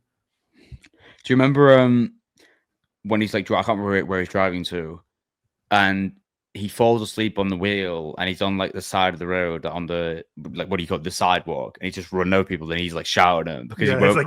It's just like, what is wrong? What are people doing? And there's also like a running bit which really made me laugh as well, of the what would you call it, like superintendent or something? I don't know if police chief. Whatever. Yeah. And the whole running gag is that her husband's always asleep because he's got like a really big thing in the morning, and like they go to the fucking UFC event or MMA event, whatever, weird as fuck, and he's still asleep when it's all kicking off. And that's just in his like sleep mask on. Were the fights last night for UFC promoting the Naked Gun a lot? No, not at all. That's surprising. Wow. Because Cody Rhodes is also in as a WWE star, which we talked about WWE and UFC good like bit paired together. So it's like clearly something with the management of the WWE UFC like signed on to somehow. So, so it's like weird that they wouldn't have it all over the UFC promotions too. Yeah, it was really weird because essentially, if you know UFC, like John Anik and Michael Bisping, Joe Rogan was definitely asked, but he was like, "No, I don't want to leave." Because that's what he does. Maybe they filmed it in Dubai, so he's like, "Nope." Yeah, filmed in Canada. He's like, "Nah, I'm not going." It's like an MMA show, and this is where like the plot culminates. It's like the Batman ending in the stadium kind of thing, and he like. It's John Anik and Michael Bisping. That was funny. There's I can't remember the guy's name, the other commentator, and he's clearly like something wrong with him. He starts going like, "My wife's cheating," and then Bisping's like, "Yeah," and then just carry that. That made me laugh. And then Justin Gaethje and Kamaru Usman are they're the fighters. Yeah, crazy. That's so like, weird. Like crazy to get like two A-listers for like a movie for sure. And like I didn't hear anything. Whereas like when Roadhouse is filming, like I saw clips everywhere. So like everywhere. I don't know how they did this in secret. Well, it wasn't UFC. They weren't named as it wasn't UFC. And it wasn't John Anik, it wasn't Michael Bisping. They were the own names, if I remember correctly, or something. Yeah, but do you think they just like filmed it on a set as opposed to like at a real UFC event like Roadhouse, where like obviously no, that was a set for sure. On reps, yeah. Out of nowhere. And then there's like a fucking Dave Bautista cameo where he's like the step in because Liam Neeson's not doing something for his lines. And then Dave Bautista gets like murdered, or I don't know if he actually dies. All the like kids, like the angry kids, start attacking him. That was really, really funny. There's like, and the Cody Rhodes bit where he's like slamming his head and his identity changes. He's slamming it at one moment. He's like Liam Neeson. That was funny as fuck as well. I really like the fighting scenes. I think they're so like, again, like real, parody old school fighting scenes as well, where he's kind of just standing there and it's almost like a dance off at certain points. So again, it's so lowbrow, but so funny. Like, the first time they did the coffee gag properly, where he's like driving really fast, you can see that, and then a hand just goes in. It's at the side door and gives him a coffee. He's like, "Thanks." It's just fucking funny. Like anything like that, I think works for me. There's a scene where he's like, he's connected. He gets the electric car given to him, and he drives off, and he pulls like the whole jail wall off, and they all escape. Do you know what I wish wasn't in the trailer? I know why it was, because it worked so much in the trailer. The man's laughter joke, when he's like, "Oh, he says you were in jail for man's laughter," because that worked. But obviously, that was in the trailer, and that was the one that people were talking about. Trying to think if there's any other like notable bits that really made me laugh. I mean, probably dozens, but it's just hard. The phone is a big bit where he snaps every phone, and he snaps like a landline. What the fuck are you doing? Can you think of any more? Not really. Running ones. I mean, just like not really like jokes, but it's like funny at the very beginning when he gets off the plane, he like gives his big press conference thinking everyone's there for him. They're like, it's like, hey, they're not here for you. They're here for Weird Al. Or was that from the original? That was from the original. No, I'm getting confused because I watched the original immediately. That was the original. The credits hit, and I immediately got in the car and went to the new one. And the thing is, much that stands out between you because they're both like rapid fire jokes at you.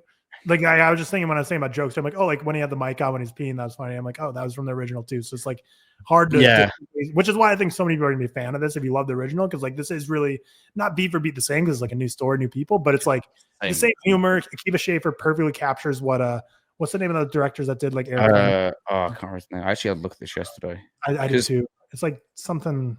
Someone replied. What's his name? You got it? I do not. Airplane director David Zucker and then Jerry Zucker, the two Zuckers, because I think one of them did or I guess they co-directed. So they co-directed Airplane, they co-directed the Naked Gun movies, but very similar humors. But someone replied to Schaffer captures it well. Pretty much, yeah. And they were like, the thing with this is, even if one joke doesn't land, you won't even remember it not landing because there's another one that'll make you laugh 20 seconds later. Right. So it works in there because it just shoots them at you. Two last bits I'll mention. One little cut I thought was funny is when Liam Neeson's getting suspended from the police force, and he just because he does what he does wrong, and then it cuts, and it's like he's speaking through in their office, but he's actually just in the bedroom, and the husband is just asleep. That was funny. And then also what I thought was so silly, the double cross, the sets thing at the end where Kevin Durant's in like a fake hospital or like a set. Oh yeah. And then Liam Neeson gets arrested. It's like another fake how Liam Neeson gets arrested because he's like coerced to confession, yeah, something like that. And then he actually is in a set and he gets her because of he's coerced, whatever. And it's just like a meta text of like in and in and in. That was really sad. Yeah, and it's like hilarious when you like peel the onion back to think about like how would you get in a set like that where it's like a room within a room within a room, and it's just like it's hilarious. It's like it's so just like five rooms in each other. That was really funny. But no, I think like I mean it really works me. There's actually just The Naked Gun opens with 17 million domestically, one of the biggest openings for a comedy this decade. So I think this will be something that opens quite well as it's seen. And I think this is very much like a word of mouth thing. Like this got like an A- on Cinema Score, which is really, really good. And I think this will carry a lot of weight over the next few weeks. And I hope so as well, because I think regardless whether you like it or not, like I just want to see more like theatrical release comedies. Like it's not a thing because again, it's very much financially driven. It's hard to make that. The last one I remember like being, what was that? Was it No Hard Feelings? I never watched it. The Jennifer Lawrence one. Do you know how that did? I'm gonna search how that did the box office. I have no idea. I think it did, but that was like 2 years ago though. It's just like not. There's obviously a lot of comedies come out, but it's not like a lot that he's got a wide releases and do well and are kind of reminiscent of 2000s comedies or even earlier. I thought I really enjoyed it, and again I think it's something you go into with 87 million. It did. You go in with like the right mindset, a particular mindset, because I think if this is a film, if it caught me on the wrong day, I'd be like, not another joke. Do you know what I mean? It wouldn't got too much, but I was just excited to see a film. So for anyone listening, I would really, really recommend going to see it. It's just nice being in an environment with a lot of film people who you can just laugh with, regardless if you like these sort of films or not. It's definitely worth a try. Anna she fucking hates stupid comedies, and even she was like laughing at quite a lot of this. It's one of them, like if maybe a lot of jokes don't work for you, but there's something in here surely that you'll laugh at. Right. There's some bit here and there that you'll get some yeah, that's why I'm not really interested in like yucking anyone's yum on this movie, because like it didn't really work. Like there's jokes I love, but again, there's like 300 jokes. So it's like, the hit rate for me wasn't as high as other people, but I also just bump it up a little bit from like a 2 to 2.5, because realistically it's probably a 2 for what my enjoyment level, but it's just like well made. It's like they clearly had care into it, and it's very meta. So like very well put together. So 2.5 is where I land, 3.5 for you. But I think, like you said, I think pretty much anyone can get something out of this they're going to enjoy. I'd be surprised if people absolutely hate this. But I think people will go to it, and some people might love it, and that might be like their favorite comedy in years. So I just want to say as well, right? Yeah. They need to pay me. I did a tweet about this shit yesterday. Dude, your tweet took off. It's got 70,000 likes on a tweet about The Naked Gun. The movie's doing so well. Like, they got to pay me or some shit. I'm marketing. That's my word of mouth right here. And it's so positive. Email Liam Neeson or whoever produced it. I'm sure he'd love it. By the way, just a side note, his interviews are really funny. When he was speaking about his death in Star Wars, did you see that one? And he's speaking about the Watto, the guy in Phantom Menace. Liam Neeson's a funny guy. I just really like him. Like he's naturally, he's just go and see it for Liam Neeson. He's just funny. I just really like him. 3.5 for me, 2.5 for you. And is George coming back? He's right here. So let's who's got a story about Odysseus? Some say he's richer, some say he's poor. Yeah, I was watching my video. Dude, John Berthol's voice just gets me so hyped. Yeah, it does, to be fair. You are not wrong. Some say he's in prison. Other trailers. We got a teaser for Spider-Man Brand New Day, which is basically just like a look at the suit. People like, I saw so many reactions like, well, not, it's the bait reactions, we know it, but it's like, this looks fucking like mid at best. Bro, what are you seeing? Like, I don't. It looks great, but this is where I respect so many film talk creators, because they take masturbators. Dude, the greatest masturbators I've ever seen in my entire life. They be jorking that shit crazy style. One 9-second video of Tom Holland in the suit, and my boy Alex, I love you for listening to the podcast. Like 13 videos. It's unbelievable. These are crazy. True lather up the hands masturbators in the flesh. It's unbelievable. It's unreal. Suit looks good though. Mm-hmm. I like the suit. Suit looks cool. I think it's easily the best MCU suit, like my favorite MCU suit, which I don't think is too hard anyway. I still think my favorite MCU suit, which I'm honestly gonna. Are you saying Far From Home? No, the final suit we see in No Way Home. The final Isn't that swing. the same? Like, yeah. Oh, the final. Yeah. Like the very, very final shot of him swinging in the snow. That's fair. I think mine would probably be like Spider-Man 2. That's like my favorite suit ever.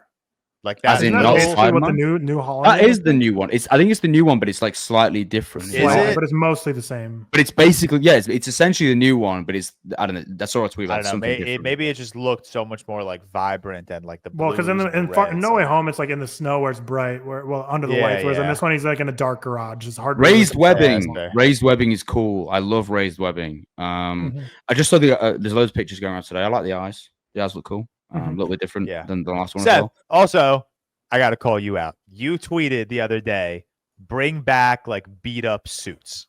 Am I wrong? Every single Spider-Man movie, and I was just watching Amazing Spider-Man last night, has a suit that's beat to shit. No, I agree. Amazing Spider-Man. Amazing Spider-Man, I agree. But the recent ones, they do this thing, right? And I don't like it where Amazing Spider-Man did do it, Raimi's ones did do it, but especially in the MCU ones, where they just do it in a minuscule fashion. And I want to see the mask remain on.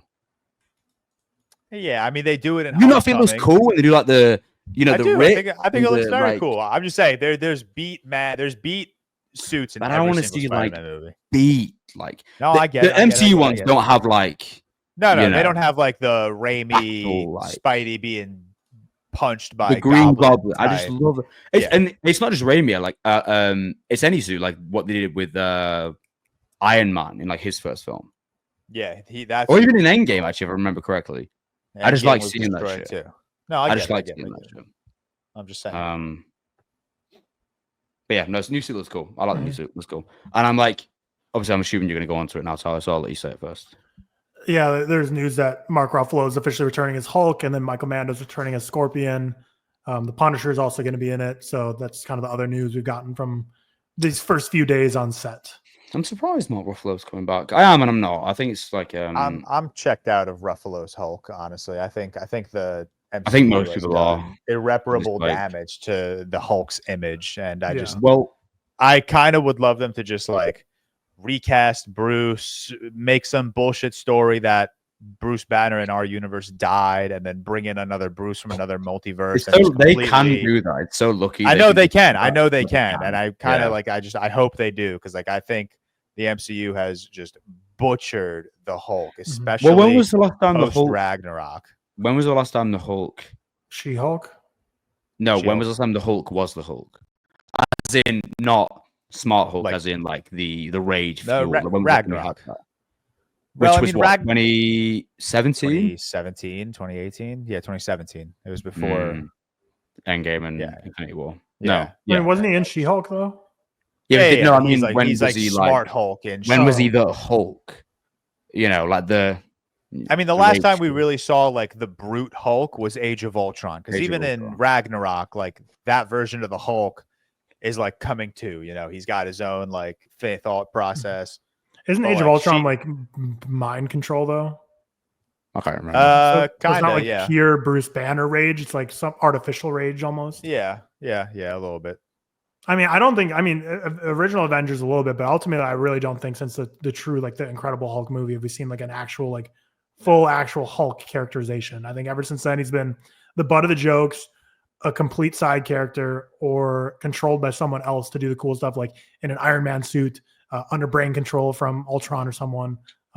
So yeah, we need to do something about Hulk, but whatever. Like again, that moves the needle 0% for me that he's in this new Spider-Man.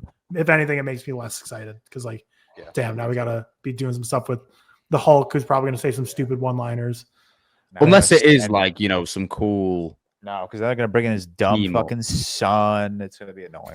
What's his son's name again? I was asking Anna about this morning. I see that photo, but I have no idea what it's from. She-Hulk. The photo right? of them. From Okay, She-Hulk. that's She-Hulk. Okay, that makes Yeah, sense. that's She-Hulk. Oh, it's What the Scar.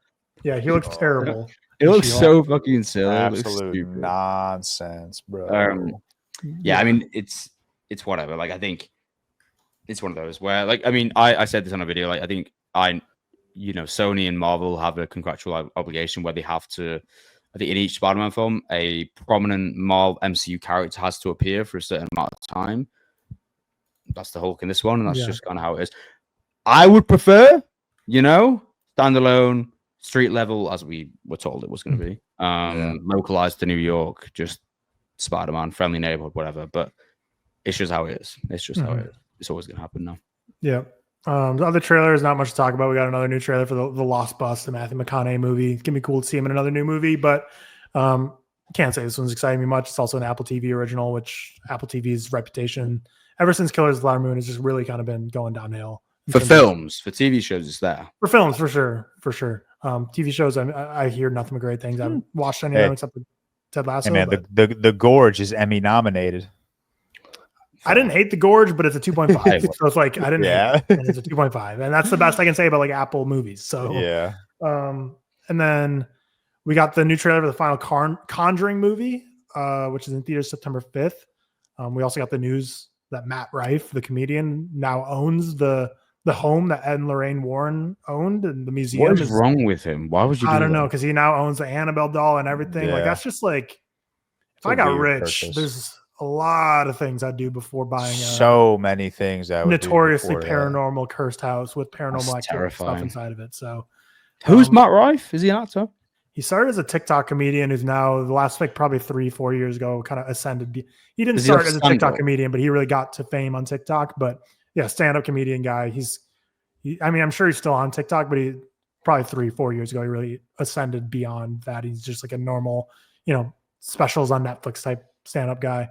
But yeah, I guess he wanted to own that. But yeah, new Conjuring. I've seen the first one. I haven't seen any others. I don't know. Are you guys excited for a new Conjuring movie? I'm cautiously, I wouldn't even say excited or optimistic, but I'm cautiously okay about it because of the fact it's their last like hoorah and Patrick Wilson's directing, I think. But I don't think it will be very good. I don't think the last ones haven't been very good either. So we also got a trailer for Twinless starring Dylan O'Brien and James Sweeney. Film follows two friends who meet in a twin bereavement support group where they form an unlikely bond in theaters September 5th. This released in Sundance, and this was like a big like Sundance leak movie where it was like available for Sundance online. Someone got a hold of it, ripped it, put it out there, and then caused like Sundance like shut down their whole online portion of their festival because the movie was making the rounds. But Dylan O'Brien, so Thursday and real quick, we're going to continue our actors tier list. He is in the D tier. So we'll see if this can elevate him to maybe a C. We'll see if he does good enough in it. Talked about trailer for Zootopia 2, banger. We got a trailer for Eternity starring Elizabeth Olsen, Miles Teller, and Callum Turner. It's a rom-com where everyone must decide who they want to spend eternity with. Sounds plot-wise similar to kind of like The Lobster, but with Elizabeth Olsen, Miles Teller, Callum Turner, cool cast. Should be fun. And lastly, we got a new teaser for Breaking Bad creator Vince Gilligan's new series Pluribus.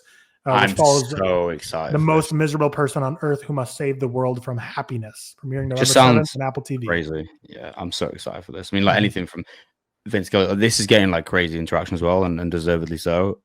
His first since Better Call Saul. But yeah, I am very excited for this. And the plot just sounds like the synopsis just sounds like a cool concept, like a really cool concept. So yeah, very excited for this. Very excited. And the big movie news for the week, Jesse Eisenberg currently decided not to return as Mark Zuckerberg in The Social Network 2 initially. And they're still kind of saying like Jeremy Strong is a top choice to play Mark Zuckerberg. But I've also seen articles that just say Jeremy Strong is in talks to be in the film. And people are saying like likely it'll be for Mark Zuckerberg. It's one of them, isn't it? People just like, I feel like people just put things together and just assume and then just like someone reports it. Because how many times have we seen this and it not become true? Right. I think he's going to be in the movie. I'd be surprised if he's Mark Zuckerberg just because I love Jeremy Strong. I think he's a great actor. I can't see him at all being anything similar to both Jesse Eisenberg's portrayal as well as just like Mark Zuckerberg, what I've seen of him in person. Like it just doesn't seem like a Jeremy Strong role. I mean, great. But I mean, at the end of the day, if he is, I think we all kind of agree that like, just don't call it Social Network 2. Like, you don't have to. Like, the only thing that is the same at this point is Aaron Sorkin. Nothing else is even similar because like Mikey Madison's in talks to be in Just it. change the end. Jeremy Allen White. Yeah. You could have named it anything else, and Twitter would not have spazzed out the way they did. Like literally, but clearly we're going to name it this to get the Social Network is a film that I think captured like. I mean, we all like. I think it's probably all our favorite Fincher, or like roundabout. I think that's the thing. And Jesse Eisenberg was so good at it. And I agree. Like, I think I just don't name it Social Network 2. Don't have that continuation within the title. That ruins it, and that makes it a poor decision. Because it's not like it's Fincher back anyway. It's just it's Sorkin directed and writer. I'm assuming I think he is directed. It's also just not like a true like sequel. Like The Social Network is such a broad look at the inception of Facebook. The Social Network 2 is this very like magnified look at this very specific moment in Facebook's history. Like, name it anything else and Twitter would not have spazzed out. And don't even mention Jesse Eisenberg. You know, like, don't even say he's not returning. If it's not like the fact that it's a sequel is what's turning so many people off. Also, I think Jeremy Strong would be great as Mark Zuckerberg. Interesting. It's my take. I think he would be cool. And then we also got news. Stephen Knight, who wrote Peaky Blinders, is set to write the script for Denis Villeneuve's James Bond movies. We got a director, we got a writer. They've said that no casting decisions will be made until Denis Villeneuve is wrapped with filming and production of Dune Messiah. So I don't think we need to be holding our breath for a few more months at least, because they just had people, arriving in Budapest for the filming of it, and probably at least a month of filming. And I don't know if he's going to jump immediately from filming to announcing Bond. I'm sure he's going to be heavily engaged. So it'll probably be like around Christmas time, I would guess, we learn the new Bond. Margot Robbie's officially going to be is in early talks to star in Attack of the 50-Foot Woman from Tim Burton. I think it was like a rumor a couple of weeks ago, but now it's kind of more official. Yeah. And then lastly, we got Rosalind Eleazar. Don't know how to pronounce the last name. Adam Driver, Daniel Kaluuya, and Anna Kendrick are going to star in a new A24 film. Is back. Directed and starring Chris Rock. The film follows a gifted actress with a derailed career until someone from her past offers her a chance at a comeback. Cool cast. I mean, I have no idea, but Daniel Kaluuya's back, so I'm happy. That's kind of it. But cool cast. Wasn't there like another big movie? Oh yeah, Chris Rock's doing like the American version of Another Round too. So isn't Kaluuya also directing something coming up, or did I? No, he just directed something. He directed The Kitchen last year. Yeah, right. Which wasn't very good, unfortunately. Yeah, you're right. Did not watch that. But that'll do it for our episode. We hope you enjoyed our recap of New York and the reviews of The Naked Gun and George's Fantastic Four thoughts. And shout out to our executive producers, as always, Stefan Niebrick, Stefan Johnson, Cody Whitney, and Cole Beaver. Thank you for everything you do for the pod. Kind of like I alluded to both in this episode. So Thursday, our Real Quick is going to be part 6 of the Best Actors tier list continued. And then Friday, Real Patreon number 80. So an 80th Patreon exclusive episode will be The Naked Gun from the Files of the Police Squad, the original of the trilogy that this new one is kind of a requel of.